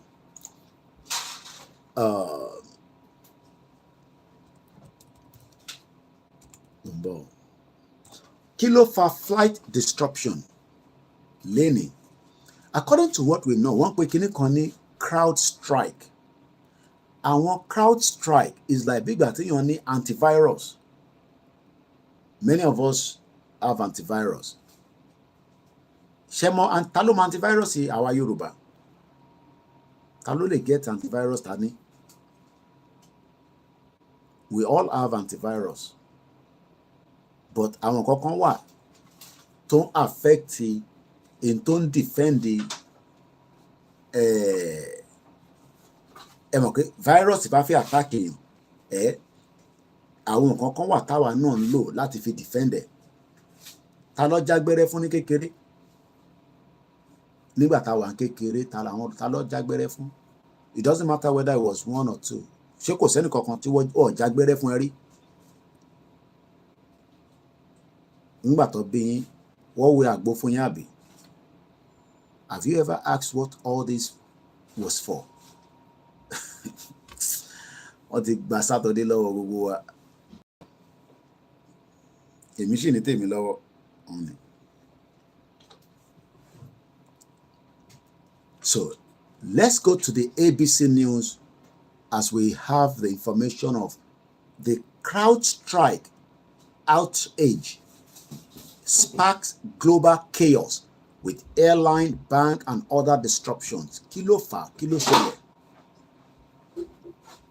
Bẹ̀rẹ̀ ò dé bá ẹ̀sìn jábì. Kí la mọ̀ tó mix nínú kíní dúdú yẹn. Ẹ mọ̀ pé tó bá ti já gbẹ́rẹ́ yẹn ẹ̀jẹ̀ máa jáde. But ó máa fi dúdú, ó máa fi pa. Kí la mọ̀ tó mix. Many of us need to understand that we have been taken far away from our real identity. Lẹ́ni nísìn, wà lọ sí Holland and Barrett, wà náà fẹ́ lọ ra ìtọ́ntà níbẹ̀, but a ní gbogbo ẹ̀ nílẹ̀ Yorùbá. Antivirus ní gbẹ́rẹ́. Antivirus tó dẹ̀ jẹ́ bàbá antivirus tó jẹ́ pé tó bá jẹ́ pé à ń rìn inú ẹ̀ continuously, ìmíì wà ó yẹ ká ti update ẹ̀. Your phone, why do you think your phones are being updated at interval? So that your phone doesn't get attacked. We are now telling our people nílé pé àti wà under attack. I need the antivirus láti fi defend ẹ̀. Ìgbòho wá jáde àwa ń bàjà. Because Ìgbòho ní antivirus tó ń protect ìran Yorùbá lọ́wọ́. Tó bá ń dúró de Ìbà Gani Adams kò ń ṣe pé mò ń wọ́ wọn nílẹ̀ èmi a máa dúró pẹ́ o. Torí Ìbà ní Aláàfin tọ́ṣẹ̀fẹ́ yàn ló máa wá ṣígun fún wọn because Aláàfin tàná ìyẹn ti wàjà. Ìgbòho kò nídìí káwọn bá sọ̀rọ̀ sókè díẹ̀ lásán. Ọba àdúgbò kọ̀ọ̀kan wọn nídìí gbogbo ọba.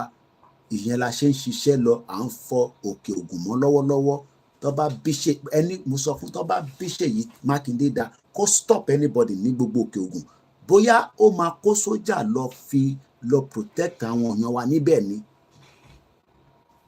mo ní tó bá bí da ẹ̀kọ́ tẹ̀tẹ̀ sọ pé mo sọ bẹ́ẹ̀ wọ́n pa wá wo ní táwọn ẹ̀ máa ṣe fún yín ní protest ẹ̀ ní dúró wò tán ìyẹn táwọn ọmọ yẹn tí spirit yẹn bá wọlé sí wọn lára délẹ̀ ni o má sọ pé Koiki ṣó tún support protest àní gbogbo tó máa fa Nàìjíríà wálẹ̀ lèmi bẹ́ẹ̀ ni mo bẹ́ lọ́n fún I careless bẹ̀rẹ̀ is a detox ẹ ṣe gan ni so ṣé ẹ̀rí bí ṣe ń join ọ̀rọ̀ yẹn Bill Gates ó ń jẹ́ kó yé wa ní April pé òun máa fún Jagaba ní kí ló ṣe pé ẹ jẹ́ ká padà síbẹ̀. Bill Gates during the meeting with Tinubu around April ní Riyadh ní Saudi Arabia níjọ́ Sunday pé òun ní technology tóun máa fi make sure pé owó tó ń jí ní Nàìjíríà kò ní ṣe jí mọ́ but lẹ́nìí every part of the world apart from Russia nìkan ni mò ń gbọ́ pé Russia is not as affected as the rest of the world because Bill Gates ti play monopoly against every one of us. Tó bá ra laptop ní sí Microsoft ló wà lórí ẹ̀. But two other devices or two other software were not down. But majority of the people are not using it. Tí Yorùbá ò bá dìde nísìn, ní go down lóòótọ́, but the longer tá a bá pẹ́ nínú Nàìjíríà, the more ni ìyà máa jẹ gbogbo wa, including myself. And this is the reason why ọ̀rọ̀ Yorùbá nation ó ti kọjá bí àwọn kan ṣe ń sọ pé ẹ̀ka lẹ́gbẹ́nu sàn. Mo rí ọkàn ní sí mo ti block ẹ̀ kí ẹ go and look for a job ọ̀dẹ̀. Ṣé mi ní yẹ kí n máa lọ wáṣẹ́ àbóhùn? You can go and look for a job.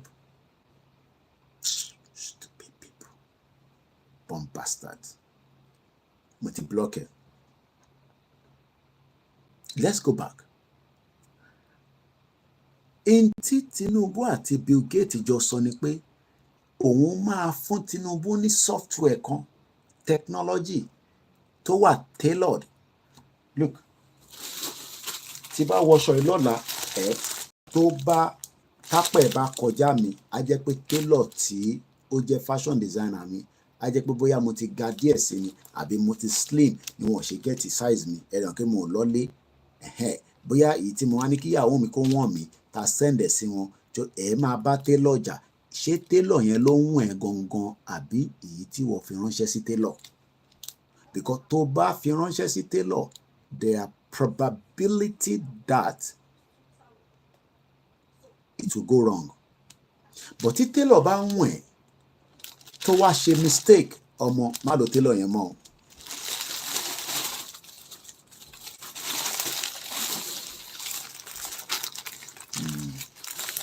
màá wọ̀ kan náà lọ́la màá wá sọ handle tẹ̀ máa ti gẹ́tẹ̀ ó wà lórí IG. Now ìyá mi Wunmi praise ni our antivirus is also enchanting the word of God too bẹ́ẹ̀ni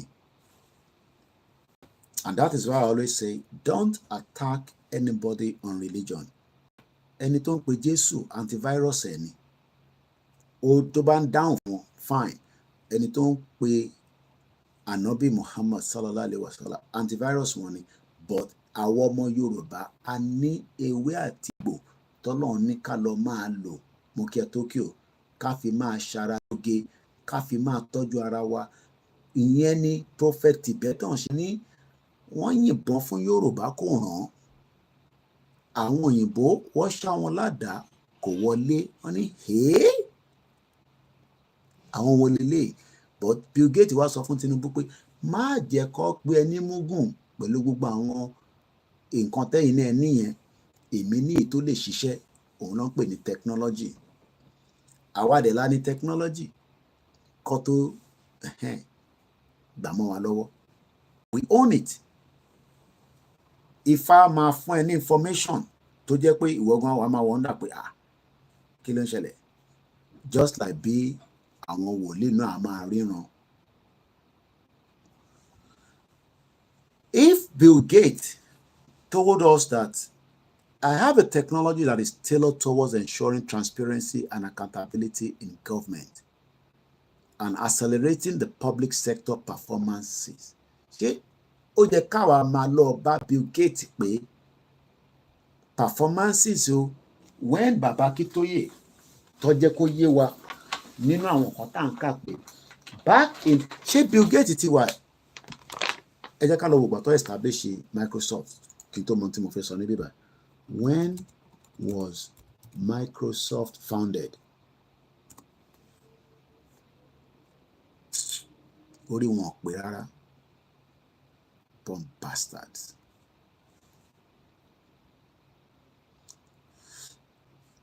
On the 4th of April, 1975, Albuquerque, New Mexico, United States, Microsoft was founded by Bill Gates and Paul Allen on the April 4, 1975. Ṣé tẹ̀rí pé kò tẹ̀ súnmọ́ ìgbà táwa ti dá ìwé ìròyìn sílẹ̀.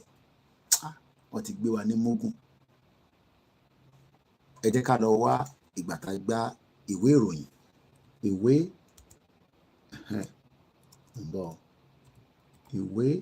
ìròyìn. Ìwé ìròyìn from information that we have here. Nígbà wo ló dálẹ̀? That was as far back as 1850 or 1859. Yoruba fact. The founding of Ìwé Ìròyìn, the paper that first hit the streets of Abeokuta, lórí òkè àti pẹ̀tẹ́lẹ̀, níbẹ̀ la gbé bí mi o, níbẹ̀ la gbé tọ́ mi dàgbà o, ilẹ̀ òmìnira, máa yọ̀ máa yọ̀ máa yọ̀ o, lórí Olúmọ, máa yọ̀ máa yọ̀ máa yọ̀ o, lórí Olúmọ, Abẹ́òkúta ìlú Ẹ̀gbá, ibẹ̀ la gbé bí mi o, níbẹ̀ la gbé tọ́ mi dàgbà o, ilẹ̀ òmìnira. Èmi yóò máa yọ̀ lórí Olúmọ, èmi yóò ṣògo nílọ́kàn mi, wípé ìlú olókìkí o, làwa Ẹ̀gbá ń gbé. Máa yọ̀ máa. Òyìnbó wa kọ́ wa ní mógùn. Àwa lè yọ̀ mọ́ ní Abẹ́òkúta, a lè yọ̀ mọ́ l'Ékìtì, a lè yọ̀ mọ́ l'Oǹdó, ní Kogi, ní Kwara àti Lagos State. Àwa fẹ́ wá yọ̀ nílùú òyìnbó torí wọ́n sọ fún wa pé ibẹ̀ nìkan láyé wà. Orin yẹn kẹ̀rẹ̀ mo rántí pé ní every Friday a ní principal kan nígbà yẹn l'Abẹ́òkúta Grammar School. Tá bá ti kọ́ tán báyìí, a ní no. And as I was coming to the assembly, in ten kan yẹn kọ́ ló gbé ṣe college kọ́ ẹ máa kọ́ nìyẹn. A tún bẹ̀rẹ̀ again. Lórí òkè àti pẹ̀tẹ́lẹ̀. Ẹ máa wo phrases yẹn, ẹ máa wọ̀rọ̀ yẹn. Lórí òkè àti pẹ̀tẹ́lẹ̀, níbẹ̀ la gbé bí mi o, níbẹ̀ la gbé tọ́ mi dàgbà o, ilẹ̀ òmìnira. Ṣé àtìrípà ti wà ní problem? Fúlàní wá jókòó sórí ilẹ̀ òmìnira yẹn. Àwa wá ń wo Dangote àti Bill Gates. Wọ́n wá náà ló ń bá Jagaban sọ̀rọ̀ pé wọ́n fi gbé technology wá. Technology tí Yorùbá ti ń produce as far back as 1850s.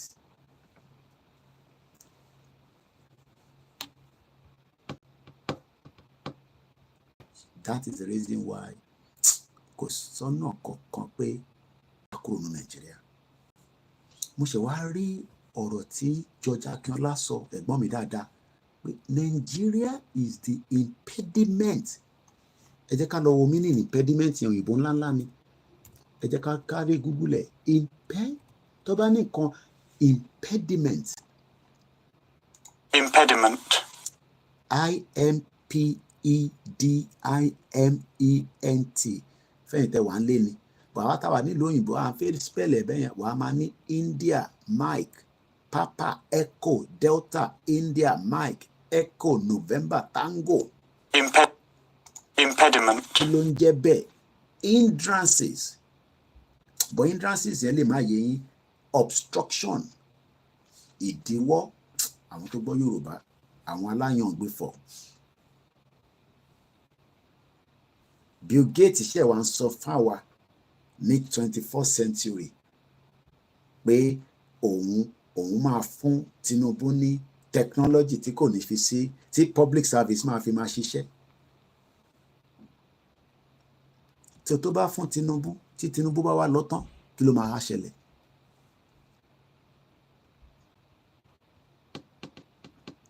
Ṣé rí pé that is the reason why this movement is not a joke. Impediment. Obstruction in doing something.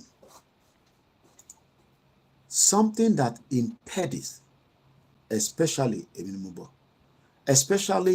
an impairment such as a subtle. Number one. Does impediment mean difficult?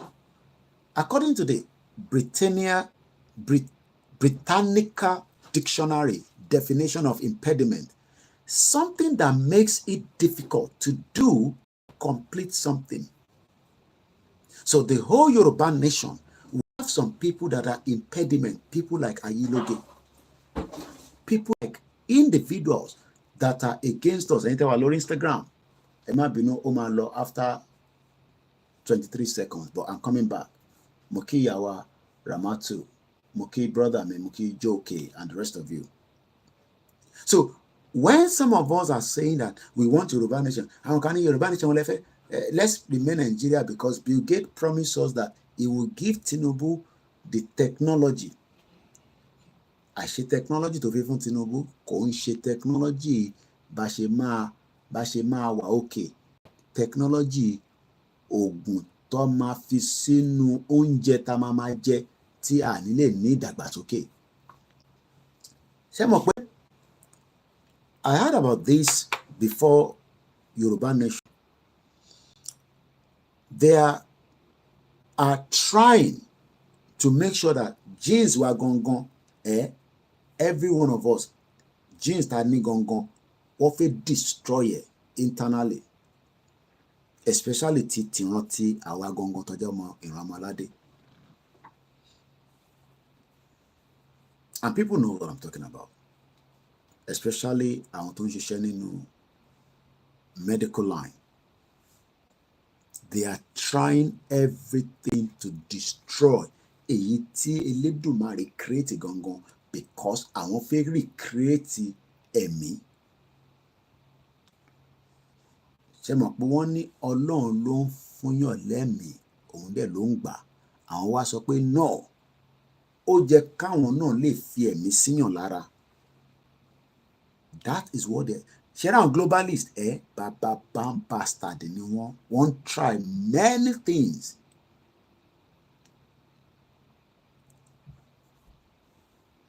And they're already doing a lot of things that they're not telling us. People that are involved in such things, they are Bill Gates. That same Bill Gates yẹn, ó wá jẹ́ ọ̀rẹ́ Dangote tẹ́yìn nífẹ̀ẹ́ tẹ́ máa ra cement àti sugar àti kúlíkúlí àtẹ̀pà. After tí òun náà play monopoly lé gbogbo wa lórí. But Ọlọ́run ní àwọn èèyàn òun máa rescue wa. And I'm talking about whatever God we all believe.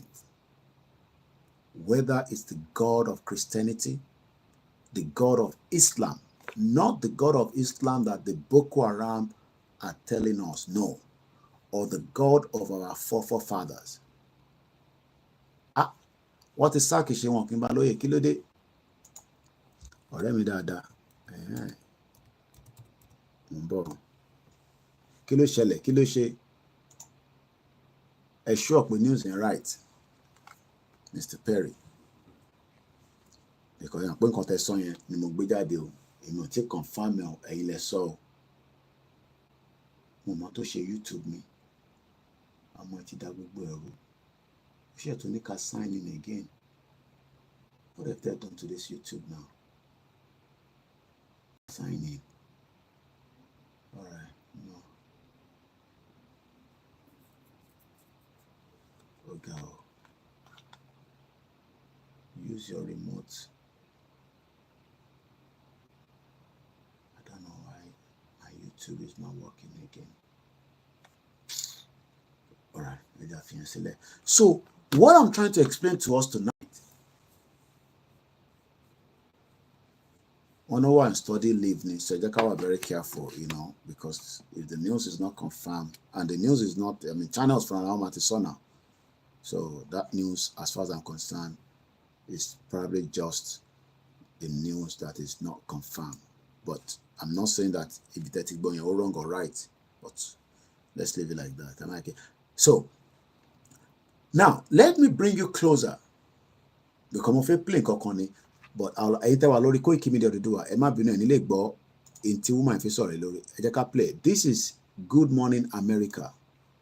Are waking up and seeing that dreaded blue screen of death on their computers, you know, the one with the frowny face on it. Well, if you're seeing it on yours, you are not alone, because this morning we've seen impacts on banks around the globe. We've seen impacts on the stock markets here in the US, the New York Stock Exchange telling us they anticipate our markets will open as usual, but major hospitals are dealing with this. Police and fire stations are dealing with this. And Aaron Katursky is standing by with more on that. And as you know, so much of the airline industry is run by these very systems, and we saw chaos at airports abroad. That's Madrid right there. Right now, the number of global delays, 17,000 flights and counting. Let's take a live look at Newark Airport right now. So many planes on the ground. Aero Reshef is across the way at LaGuardia Airport. Aero, what's happening there?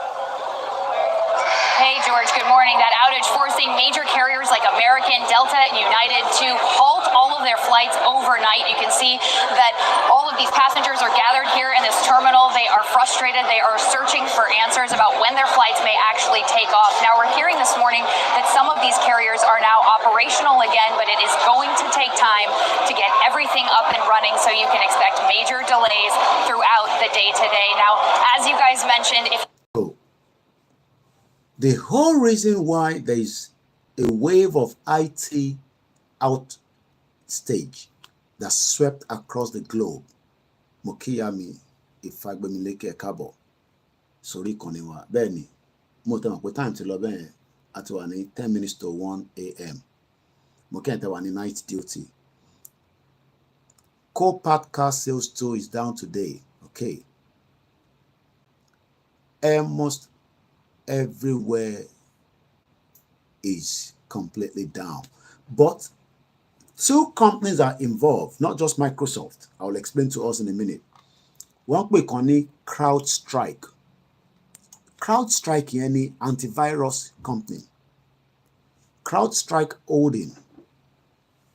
It has about 8,429 employees. But Moke Tokyo 778. When we are telling our people that there is money in Yoruba land, Koinshe resources Lansore, we're talking about the talent, the human talent.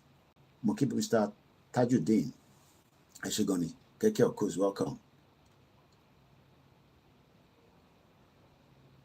Let's find out more about this CrowdStrike. Lakoko, this CrowdStrike, what is the value? What is the value of this company? To Dawa Lasile. Right now, their stock probably has gone down or whatever, but this company will be losing about 16 billion US dollars, a fifth of its value as at 13 hours ago. Also, 84 billion US dollars has been wiped off Microsoft value. This is where we are saying to our people that For us to get to a stage where we'll be talking in these numbers, it will not be in Nigeria. I'm sorry. We would have to be out of Nigeria if you want us to be discussing where we are putting value to our people and our country, not in Nigeria. What are the crowd strike? But nothing, because nothing in the man low at the yellow popular, the basic, then some other ones as well.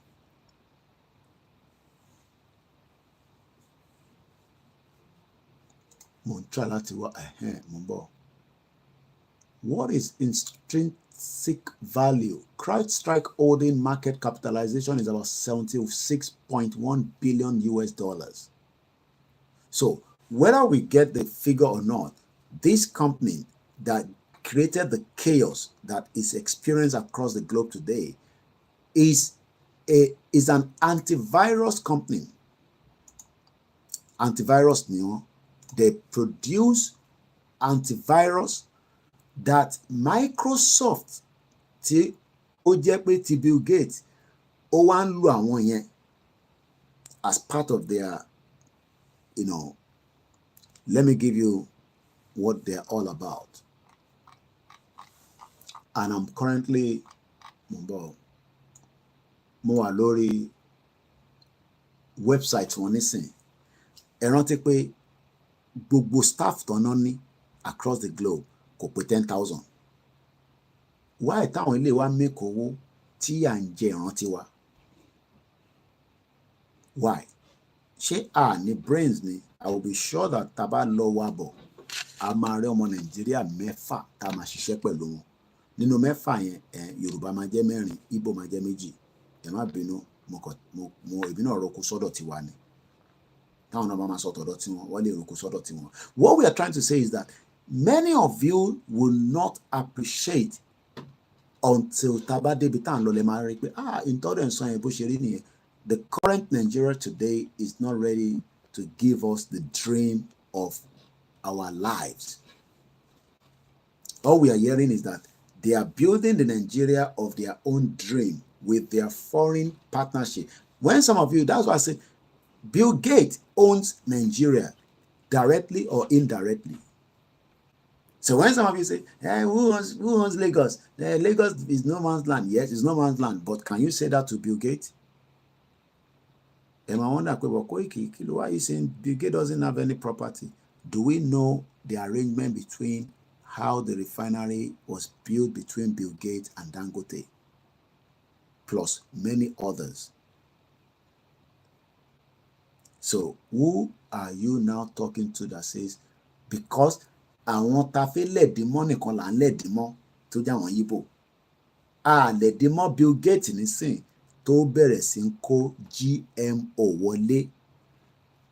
Kódà mo post ẹ̀ nígbà tí gbogbo ọ̀rọ̀ GMO yẹn jáde nígbà yẹn.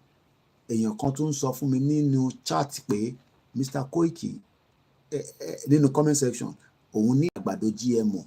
Mo ní tí mò ń sọ ni pé kò dá ní, because our people, and if we look at the current state of things in Nigeria right now, wọ́n fi àwọn Fúlàní destroy wa, wọ́n wá fẹ́ kó GMO wọlé, kò rẹ́yìn pọ́ fẹ́ kó wọlé, ó ti wà nù lé already. Kódà àwọn government officials ń jáde tó ń defend it. I saw the video. I'm sure some of you have seen it as well. So what is happening now is that many of us are trying to say, we don't want our land to be taken away by Igbos, but we are okay that GMO can be spread into every corners of Yoruba land that is going to become a danger and death trap to many of us. So while we are attacking the Igbos in Lagos, Bill Gates is already penetrating every part of Yoruba land with the GMO maize, àgbàdo GMO. Wàá máa mọ ògì, wàá máa wò pé ṣé ògì náà ni mò ń mú iṣá? Báwo lògì ṣe ń taste lẹ́nu? Because àgbàdo tó fi ṣògì yẹn because ògì lè mú tó pọ̀ jù. Irú èmi nísìn cornflakes lèmi máa mú, àgbàdo náà ló fi ń ṣe. So reverse náà ni. èyí tèmi fi ń jẹ cornflakes pẹ̀lú fresh milk nílùú yìí ẹ̀yìn á máa mọ̀gì á wá di àwọn àgbàdo GMO bẹ́ẹ̀ ni ìyá mi Wùnmí praise GMO maize. So that is why tí mo ṣe ń sọ pé not that we love to defend the Igbos on this platform, but do not get carried away. There are millions of Igbos in Bill Gates. Kódà tí ẹ tún ṣiṣẹ́ faster ju àwọn Igbo tó wà lÉkòó lọ tí ẹ sọ pé wọ́n ti ra Ládìpọ̀. Because Bill Gates doesn't need to import any car part. Òun ti kọjá stage yìí. He is using our soil to test as many of their nonsense that they are performing today. Our soil. Ẹ̀ràn tí àṣà ẹ ti gbàgbé ní àṣà example yẹn rí now flower yẹn ṣe lélẹ̀. Bill Gates wá ń lo soil wa tó dá tó wà tó yẹ pé tó bá wọ́n ní tíyàn bá tó bá pẹ̀lú ata lẹ́nu tó máa fi di ijọ́ mẹ́ta ijọ́ mẹ́rin láì wẹ́tẹ̀ nǹkan kan dẹ̀ máa germinate. Àwọn wá fẹ́ change narrative yẹn but wọ́n ní gbogbo time ó wá ń bá Tinubu ṣe nísìn kí ló discuss àmọ́. Bàbá mi Láre Jìnàdù ni all our professors are supposed to be researching and come up with innovations that will make life better for us have been occupied with religion. Tó bá tẹ̀ ti travel out. Kódà kẹ́kẹ́ kù tún sọ pé Koiki, what about cassava flour? So these are the reasons why. But if we have our country, we can put a full stop to it. But right now in Nigeria, it is too late because Tinubu ti engage Bill Gates. Dangote ti gbé Bill Gates lọ bá Jagaban. Even though it seems that Dangote àti Tinubu wọ́n ti ń fẹ́ pọn ara wọn because à ń gbọ́ nísìnyí pé wọ́n ní láísẹ̀nsì wọ́n ti issue ẹ̀ fún Dangote àròpọ̀ ti parí refinery yẹn àtúngbọ́ nísìnyí pé wọ́n ní 45% because Dangote ní kọ́dà gbogbo mákẹ́tà kó wà lábẹ́ òun. Tinubu wá sọ pé Dangote ṣe sùúrù. I'm just making this up, I don't know. Pé ṣe sùúrù ìwọ ní kọ́kọ́ la máa gbé fún èmi náà láwọn partner mi ní France tí mo fẹ́ gbépo fún ṣe sùúrù because Tinubu son is in oil sector. Ṣé corn oil àbí ta ló ní corn oil? They play.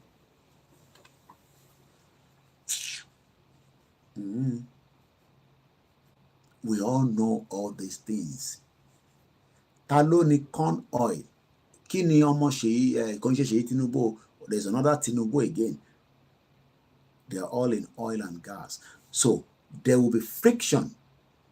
There will be problem between Tinubu now and Dangote because Tinubu náà ti ní interest because ó ti wà lórí oyè. Power ni. Power tó ti ń last for 25 years. And is not going to allow Dangote. Ó lè wá lọ tán kó ṣọdún mẹ́rin ẹ̀ tán kó ṣọdún mẹ́jọ ẹ̀ tán kó wá gbé padà fún Dangote bí wọ́n ṣe plan ẹ̀ because nobody knows the true picture and reason why Dangote refinery was dropped in Lagos State. If they are telling you that it is all lies, there is more to it. Nígbà tí mo lọ sí corn oil belongs to Wale Tinubu. I know because I've read a bit of background of it. So Tinubu wà lórí oyè. Ó ní interest nínú crude oil. Àwọn náà ń gbé epo lọ sí France. Wọ́n ń ṣe business. Àwa sọ fún Dangote pé every part of àwa la ní kó fi account details síta o in case tẹ́ bá ń wá. So èmi mo instruct on pé tí bá ti ń ṣe program ẹ máa bá ń fi síbẹ̀ just to support us. We appreciate every one of you. So what we are trying to say tonight, and I want to open the phone line. Kódà wọ́n ní Dèjì Tinubu náà, okay. So ṣáwọn méjì ni Dèjì Tinubu àti Wálé Tinubu. Ẹ̀ pé mi ò mọ̀ wọ́n. Ẹ̀ pé mi ti kúrò létí pẹ́. Èmi mọ̀ tó ń lọ Nàìjíríà. If you want me to open the phone line, let me know in the comment section. And àwọn tó wà lórí Koikimedia lọ́kàn máa lọ darapọ̀ mọ́ wa lórí Olayomi Koiki Instagram. If you don't want the phone line to be open, that's fine. But if you want us to open the phone line, let me know in the comment section. and I'll open the phone line. So what we are trying to tell us tonight, lórí tó ń lọ lọ́wọ́lọ́wọ́ with this global, bulala that is happening, that is creating havoc, mayhem, gbogbo òyìnbó tá a bá lè sọ, all these things is because the global world today, àwọn ronú báwa ṣe ń ronú, they are selfish. They are much only interested in making money and taking humanity to where humanity is not meant to be. Àwa la máa wá rejected. Àwa la máa sọ pé ǹjẹ́ mọ́.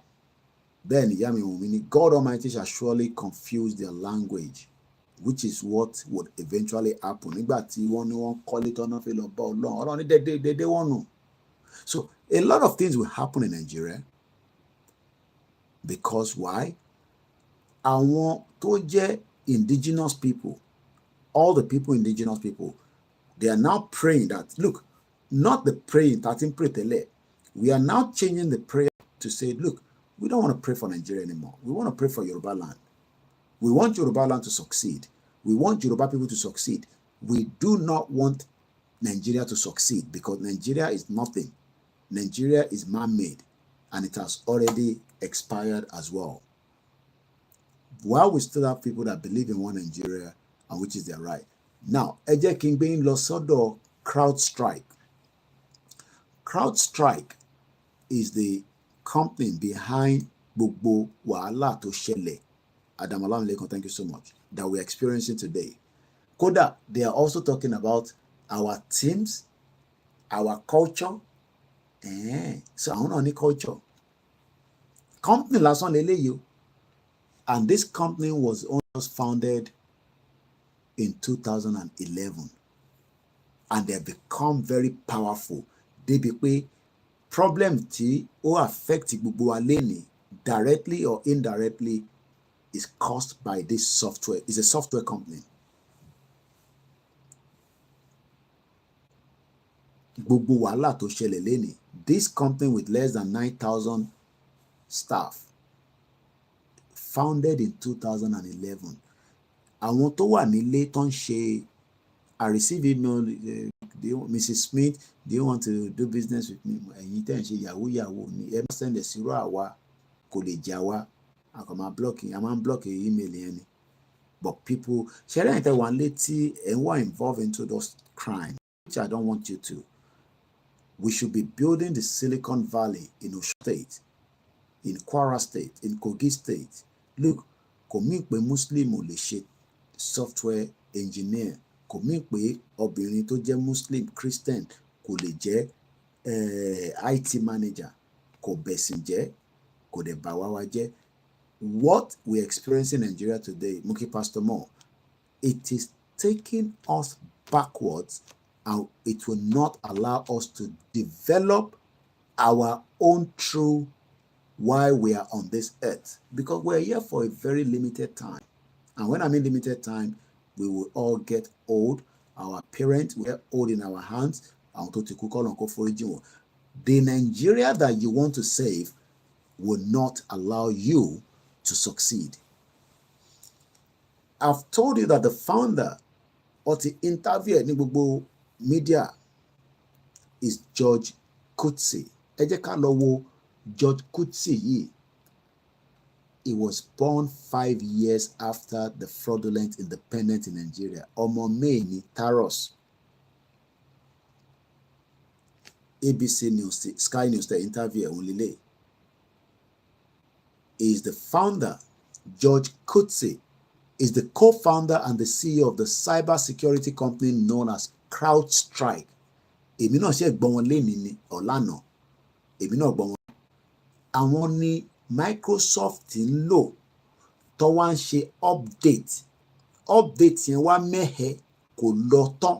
Ṣé mọ̀ pé nígbà míì tó bá ń ṣe update fóònù ẹ̀, if you do not update your phone as when you are asked to do so, that functionality, that function tó yẹ kó ṣiṣẹ́ lórí fóònù ẹ̀ kò ní ṣiṣẹ́ lọ dáadáa, especially tó bá ní kó update nígbà tó wá update yẹn NEPA kọ̀ mú náà lọ nìyẹn tẹ̀ wá Nàìjíríà gbogbo ẹ̀kọ́ ṣe gbàgàlà gbàgbà ó má tún máa ṣe lọ́la ó wá hang. That is some of the reason why your phone get attacked. So what we saw happening with this problem around the world, the update tí CrowdStrike tí arákùnrin tó ń pè ní George Kutsi tó jẹ́ founder ọmọ 1965 is only 59 years old. Ó ti ní company to value up to $80 billion. Company ẹ̀ ló dá sùrùtù àti yánpọnyánrin sílẹ̀ tí kò jẹ́ kí àwọn tó fẹ́ travel àti banks àti gbogbo ẹ̀ títí dé Nàìjíríà ni o. Nàìjíríà tó tẹ̀ ṣiṣẹ́ tẹ́lẹ̀. Àwọn yẹn máa take as an opportunity at advantage. So why am I explaining this? Is because I want us to understand that kò kí ń ṣe crude oil la máa fi make it tabadilẹ̀ Yorùbá. Stop thinking that it has to be our resources. Those resources is just meant to be preserved and be able to be used nígbà tí èèyàn bá dé. Ṣé wọn pé this is the time tó yẹ kọ́kọ́ wó síta. But rather, they are watching hodowo àwọn olóṣèlú. Àsìkò tó yẹ kó pump owó sí economy Nàìjíríà lélẹ̀ gbogbo owó tó wà lọ́wọ́ wọn owó burúkú. Mo ní Dezani nínú court tèmi wà nínú court ní London ní Westminster Magistrate Court gbogbo ilẹ̀ rí. Ó náà máa kó £35,000 sílẹ̀ fún bẹ́ẹ̀lì. George yẹn sọ fún pé no òun ò ní gbà. Ó ní jù bẹ́ẹ̀ lọ. Àwọn mọ̀ ni àbáwọn ti ka gbogbo tó wà nílẹ̀. Wọ́n bí bàbá Dezani jà àti ìyá ẹ̀ kó jáde nílé èmi lè wò bí ṣe wà báyìí nísìnyí ẹ̀ torú bá mú mi díẹ̀ mo lè lọ gbatẹ́gùn níta kò sí nǹkan kan tó máa ṣe mí. Tí Dezani bá ṣílẹ̀kùn lé ẹ̀ bí ṣe ń bá yín sọ̀rọ̀ nísìnyí tó bá gbé ẹsẹ̀ méjèèjì jáde ẹsẹ̀ kan wà wọ́n ti kó ṣẹ̀kẹ̀ṣẹ̀kẹ̀ síbẹ̀ wọ́n pè ní electronic tags. Irú ayé tí mo fẹ́ ká gbé nìyẹn. Ayé tá à ní intimidate ara wa tí kò ní sẹ́ni tó ga jura wọn lọ. Ìyẹn mo ṣe ń sọ pé àwa táwa láàbùrọ̀ lóòótọ́ a lè máa look like pa special jù yín lọ. Ẹ̀jẹ̀ kan náà ló ràn gbogbo wa. Condition ló jẹ́ kí crayfish bend. Condition Nàìjíríà òun ló ń jẹ́ kẹ́ máa lè sọ pé ẹ̀mí sèmi náà lára. Mo sọ fún yín pé ó jẹ́ kí n lè sọ fún Tokyo pé brother mi mo dẹ̀ fi ra mọ́tò kan ní London o. Even though power kì í ra mọ́tò ní cash credit ni. But bóyá ká sọ pé à ń ṣe business ká wá máa ṣe business to the tune of Sanjo Beauty ṣé wọ́n ń ṣe irun ṣán mu díẹ̀díẹ̀. Ìyá dáadáa mo kí gbogbo yín silent listeners. Many of you need to start understanding that if a company was set up in 2011, how many years ago is that? And as of today, that company is valued to over $80 billion. But that same company, due to their update that Microsoft ń lò wọ́n láti fi defend ó níbi ṣe fi gbọ́rọ̀ ìkàlẹ̀ nísìn ó kọ̀ wá sí brain mi nísìn ni kọ́lọ̀ dẹ̀ jẹ́ kí n lè gbé kalẹ̀ bí ṣe rántí 60 angel ẹ ṣé gan-an ẹ káàbọ̀. Bàbá Akíntóyè ló gbé Yorùbá nation dání àbí Ọlọ́run wá fi Ìgbòho ó fi ṣe gàrí tírà fún bàbá Akíntóyè. Even though pé bàbá Akíntóyè ní ọmọ tó pọ̀ nísàlẹ̀ gbogbo wa àtẹ̀yìntẹ́wà lórí comment section bó ṣe mọ̀ pé àwọn ò ní àyà èmi náà kàn dẹnu ní o lè jà òtún lẹ́nu o máa nìkan ní gbogbo ẹ̀nà tó bá ṣe pa ọ̀pọ̀ èmi náà máa bẹ̀rù bọ̀bọ̀bọ̀ kan wà aláyé kan wà chairman kan wà ìdán gangan kan wà àwọn ò kì í bẹ̀rù láàyà ayé ẹ̀ kí gẹ̀ǹgẹ̀ báyìí ni òun náà pè ní Ìgbòho. Ìgbòho ní CrowdStrike bàbá Akíntóyè ní Microsoft ṣó ó make sense bẹ́ẹ̀ bí ṣe báyìí tó bẹ́ẹ̀. Ìgbòho ni antivirus. Mo fi ohùn síta, èmi gan dárẹ́ nínú pálọ̀ mi wàláì. Mo sọ fún ìyàwó mi nígbà táàrò lè ṣe program, ó ń play video àwọn tó ń ṣe analysis bí ṣe gbé ọ̀rọ̀ Ìgbòho já. Èmi gan rẹ́rìn mi níbí báyìí, mo dẹ́rẹ́ pé àwọn ọmọ ẹ̀yin wíwẹ̀ ń dápọ̀ gọ́ọ̀mẹ̀ntì ẹ̀ ń bá tayò báyìí. Gọ́ọ̀mẹ̀ntì ọlá Ìgbòho ni mò ń jẹ, ta lè mi. I got a question. It points that why are there so many nuns in Talele ìbọnilé ti jáde kẹ. Àwọn tó máa ń yọ̀yàn lẹ́nu ní ẹja yọ̀dọ̀ ẹja gbàdánù ẹgbẹ́ gbàdánù. Ẹ ti gbádùn kan tí mo sọ bẹ́ẹ̀. Ṣé mọ̀ kí mò ń ṣàlàyé Microsoft látẹ̀ nǹkan. Microsoft ń lo CrowdStrike bí a kì í ṣàlàyé fún yín kí n kọ́kọ́ gbé yẹn kalẹ̀. Microsoft is a software. Ta ló mọ̀ yẹn? Tó o bá mọ̀ lecture room níbí má ti ju má wo ẹlòmíì gbogbo tí mo sọ ó yẹ ó mọ̀ PhD wà lórí wọn. Wọ́n kàn fi jẹ́ kí n máa sọ̀rọ̀ kọ́ máa fi mí ta yín ni. Wọ́n fi mí mu gúdà nílé wọn báyìí. Sórí Microsoft tá à ń sọ yẹn is a software. Tó bá ra laptop nísìn tó bá ti ń ṣe pé Mac ló rà in tó bá ti mú ẹ ra any goddamn laptop Microsoft ló máa wà lórí ẹ̀. Gbogbo kọ̀mpútà tó wá ń lò ní gbogbo àgbáyé ìdajì ẹ̀ Microsoft ló ń operate. Ibi tó ti rówó nìyẹn, the operating system. But ó wá fi ìtàn pè ní monopoly ògbélé lórí. So if you do not have Microsoft on your laptop, á jẹ́ pé Apple product ló ń lò. The same Microsoft yẹn òun wá lọ́rẹ̀ẹ́ Dangote. Ẹ jẹ́ ká ṣèmú yẹn sẹ́gbẹ̀ẹ́. Dangote wá introduce the Microsoft tó jẹ́ monopoly. Ó wá ń bá wa introduce ẹ̀ sí Jagaban ti tọ̀dọ̀ tiwa. Àwa nífẹ̀ẹ́ Tinubu o. A nífẹ̀ẹ́ jù ẹ̀yin ọmọ APC gan lọ. Ẹ̀yin gan lẹ̀ nífẹ̀ẹ́ bàbá yẹn rárá. Ẹ wá wo bó ṣe ń rẹpọ̀n ẹ̀ lójoojúmọ́ nísìn. Ìyẹn Jagaban tiwa. Jagaban. Bàbá mi ẹni Ọlọ́run dání. Ìgbòho face of Yoruba nation. No more. Ṣé rí pé ọ̀rọ̀ tí mo máa ń sọ pé kò ń ṣe pé à ń gbẹjọ Ọlọ́run lọ. Tó o bá sí Ìgbòho actor tó wà nínú movie look mo ń bọ̀ ẹ jẹ́ n lọ wo orúkọ movie tí I hope pé ẹ jẹ́ n padà sí Netflix mi. Denzel Washington ni ó ṣe fíìmù yẹn. Mo mọ̀ tó ṣe sí YouTube máa ní láti resolve ẹ̀. Kí ló orúkọ movie kò sọ náà kàn ṣe níbo ló wà bẹ́ẹ̀ torí pé mo ti wò tán so kò fún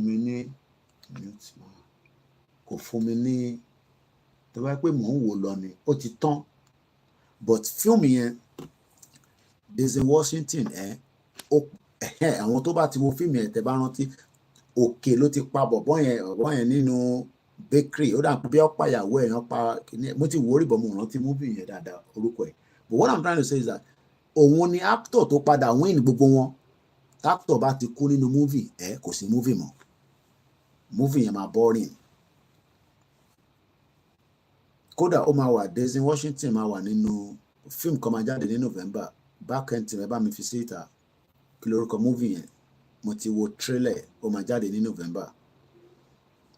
The last one was in 2000 and something. I'm not a movie person, but movie tó bá ti ń yìnbọn tó ń fìbọn fọ́ra wọn lórí èmi like àwọn movie. Let's go back to the discussion because mo fẹ́ ká ju 2 hours lọ and we're already 1 hour 49 minutes so that ká lè tún padà lọ́la lágbára Ọlọ́run àlàáfíà la máa fi ṣe. Bàbá Akíntóyè gbé Gladiator yes ẹ ṣe gan ni bàbá yìí náà máa ń wo fíìmù Ayọ̀mí Pínlámíjù Gladiator máa jáde ní November kódà mo gbọ́dọ̀ bẹ̀rẹ̀ sí lọ wo old episode because it be some 10 years ago lọ́nà ti ṣe the first one so that I can only catch up but let's not divert too much. Let me wrap this discussion gbogbo tí mo ti sọ látẹ̀kọ́ let's just summarize it. Igboho is our antivirus, directly or indirectly. Ṣé wọn pé gbà tí Igboho sọ̀rọ̀ tí mo jáde pé olóyè ní kí wọ́n sọ̀rọ̀, àdẹ̀ní jáde tó lóyè bá ní ká wá sọ̀rọ̀. Òkè sorúkọ fíìmù yẹn nìyẹn, Equalizer, èyí tí mò ń sọ tẹ́lẹ̀. Ẹ jẹ́ ń lọ wò. It might be, mo rántí orúkọ yẹn. Ó gé orí bàbá yẹn, ó fi ọ̀bẹ. Òun nìkan ló pa gbogbo wọn. Òun nìkan ló pa gbogbo wọn. Maybe it could be Equalizer, but mo ní sìn. Ó dà pé òun náà ni. Yes. Fíìmù yẹn dùn bàjẹ́. 2014 ló jáde. Action and thriller. Èmi like fíìmù tó máa ti ń.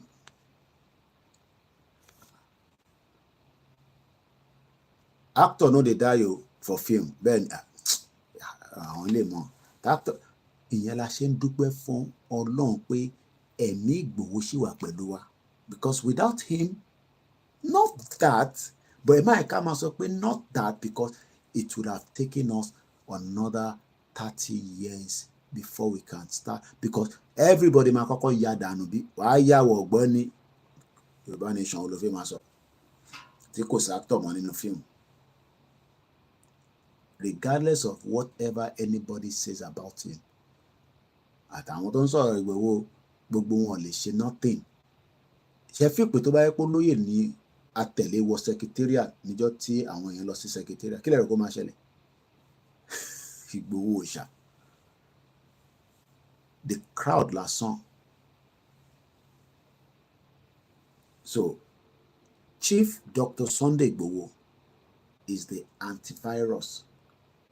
Akitoye is the overall Microsoft, but not the monopoly one. He wants everybody to have a better life. This is the reason why to ṣe gbé iṣẹ́ lé wa lọ́wọ́. A máa parí ọ̀rọ̀ ìlọ́la títí di Sunday. We do not need any monopoly in our land. Monopoly is not good for business. Neither is it good for any government. Gbawale, thumbs up. 27 watching, 116 watching, 27 only thumbs up. We're almost going so that everybody can go to sleep. So as I'm bringing this program to an end, I want every one of us to believe that we have a good antivirus, and that is Dr. Chief Sunday Igboho. But we need the antivirus to continue to be updated. That is the reason why we came out and said what we said regarding Okeogun. And as we say that, the whole country shook again. How many people knows that?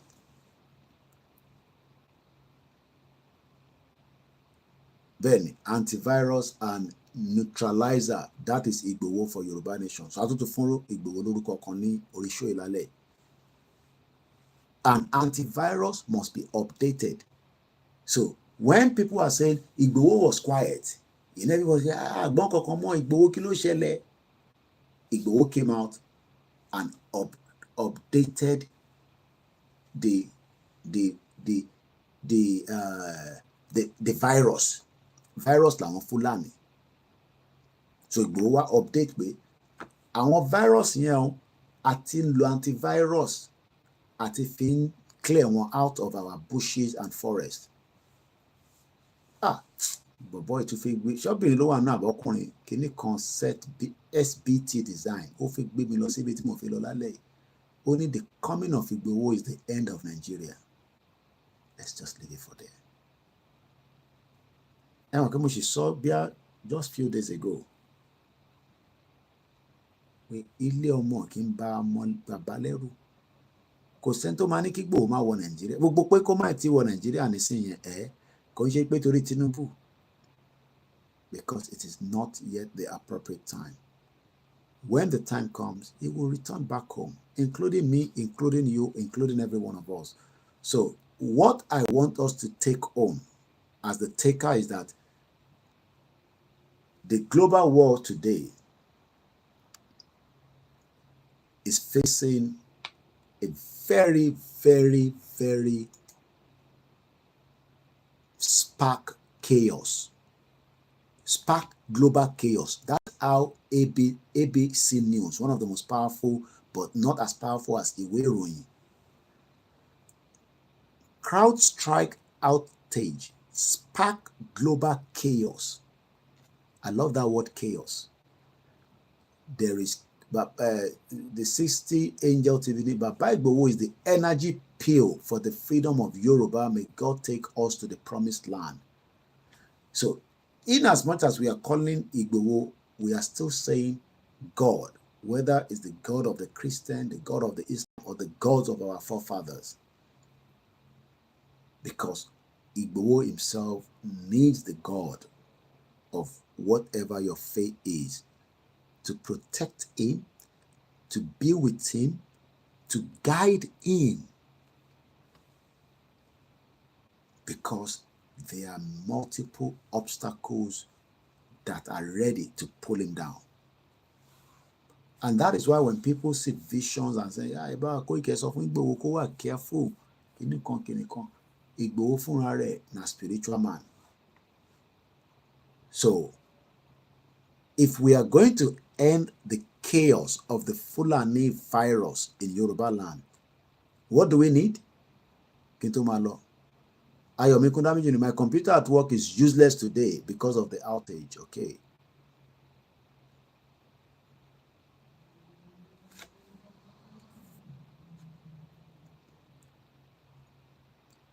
Damilon, Moni, as we have the virus Fulani around Yoruba land today, what do we need to tackle it?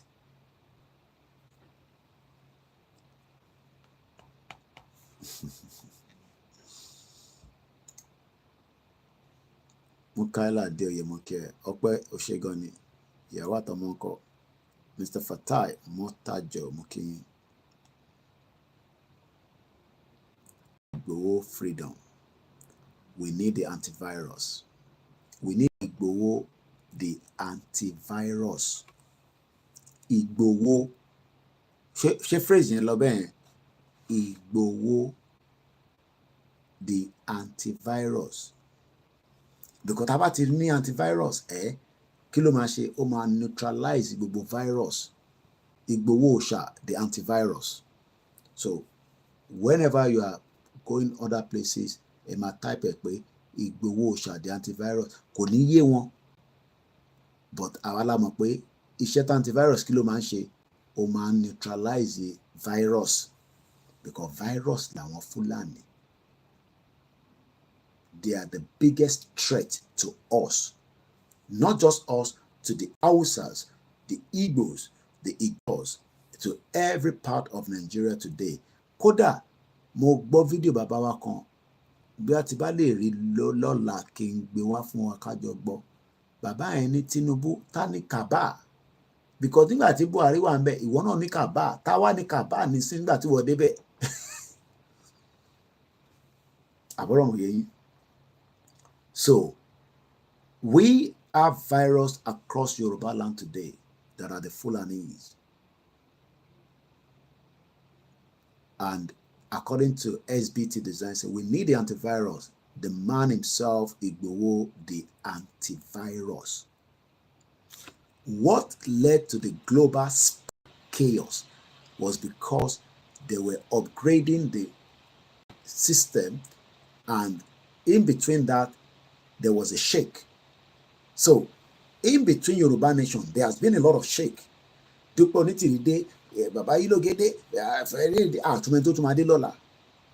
all this shake, no Koiki, we are still upgrading that antivirus, and we have scaled through. And the gods of Yoruba land, Jesus Christ, inshallah, Adele Leri.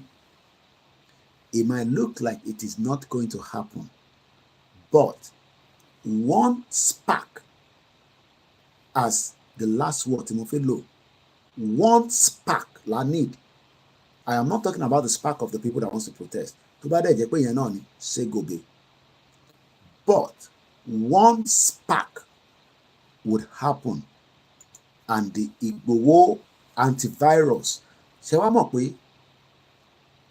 Ìgbòho ti wá distribute antivirus fún gbogbo wa. So tá bá ti wá ń lọ, olúkálùkù akọ̀ wá mú abẹ́rẹ́ epidural dání. Ìwọ tó bá tún wá fẹ́ mú nǹkan mi dání, èmi ò fi sọ̀rọ̀ lórí social media. Torí ìyẹn lẹ máa ibi báyìí lẹ máa cut nísìn tẹ́ máa gbé káàkiri. But èmi like abẹ́rẹ́ because Nàìjíríà ò fẹ́ jẹ́ ká bí ọmọ tuntun. Ọmọ tuntun dẹ̀ tí oyún yẹn tí ó ti due. So a gbọ́dọ̀ gún ní epidural kó lè jáde. The new child will be born. Sọ pé they play. Look, Ayomi Kodamiju ni my computer was so useless. Ohun ò rí lò níbi iṣẹ́ lẹ́nu. Spark ni. Spark tó ń ṣẹlẹ̀ ní Bangladesh tó fi ń dé sí London. When the spark happen, the Yoruba people will be free. Oran Yolamasun. Good night from here. I love every one of you. Thanks so much. Ẹ̀yin tẹ́ ń wò mí láti Nigeria. It cost a lot to watch me. Mo kí ẹ brother mi, òun sọ pé Nigeria, here we are.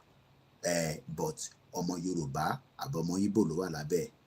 Ó ní Ìgbòho Òòṣà, the antivirus. Ẹ máa fi SEO viral lẹ́kọ̀ọ́ ẹ̀kọ́ dáadáa antivirus tó fẹ́ bá wa neutralize virus tí ó wà nílẹ̀ Yorùbá. Tẹ́ ẹ bá tẹ̀ fi máa lo Fúlàní, virus ni wọ́n, antivirus la máa fi clear.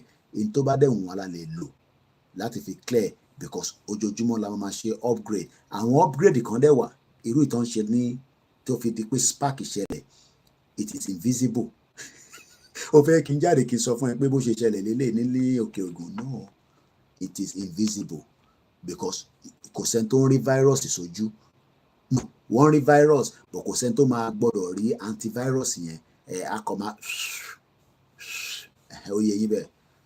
Thank you so much. Good night from here. My name is OLAYOMI KOIKI and I hope we've learned one or two things. We've learned a lot. We will continue to learn. We've talked about Microsoft. We'll talk about everybody. But like I said, don't be distracted. There is so much happening and we must not be distracted. Let us remain focused. Kò sí bí kò ṣe ní sí awuyewuye láàrin gbogbo wa. It doesn't make any difference. I've been on internet lọ ara spark náà ni. So I can shut it down now. Thank you so much. Oran Yolamasun. Good night everyone. Bye for now.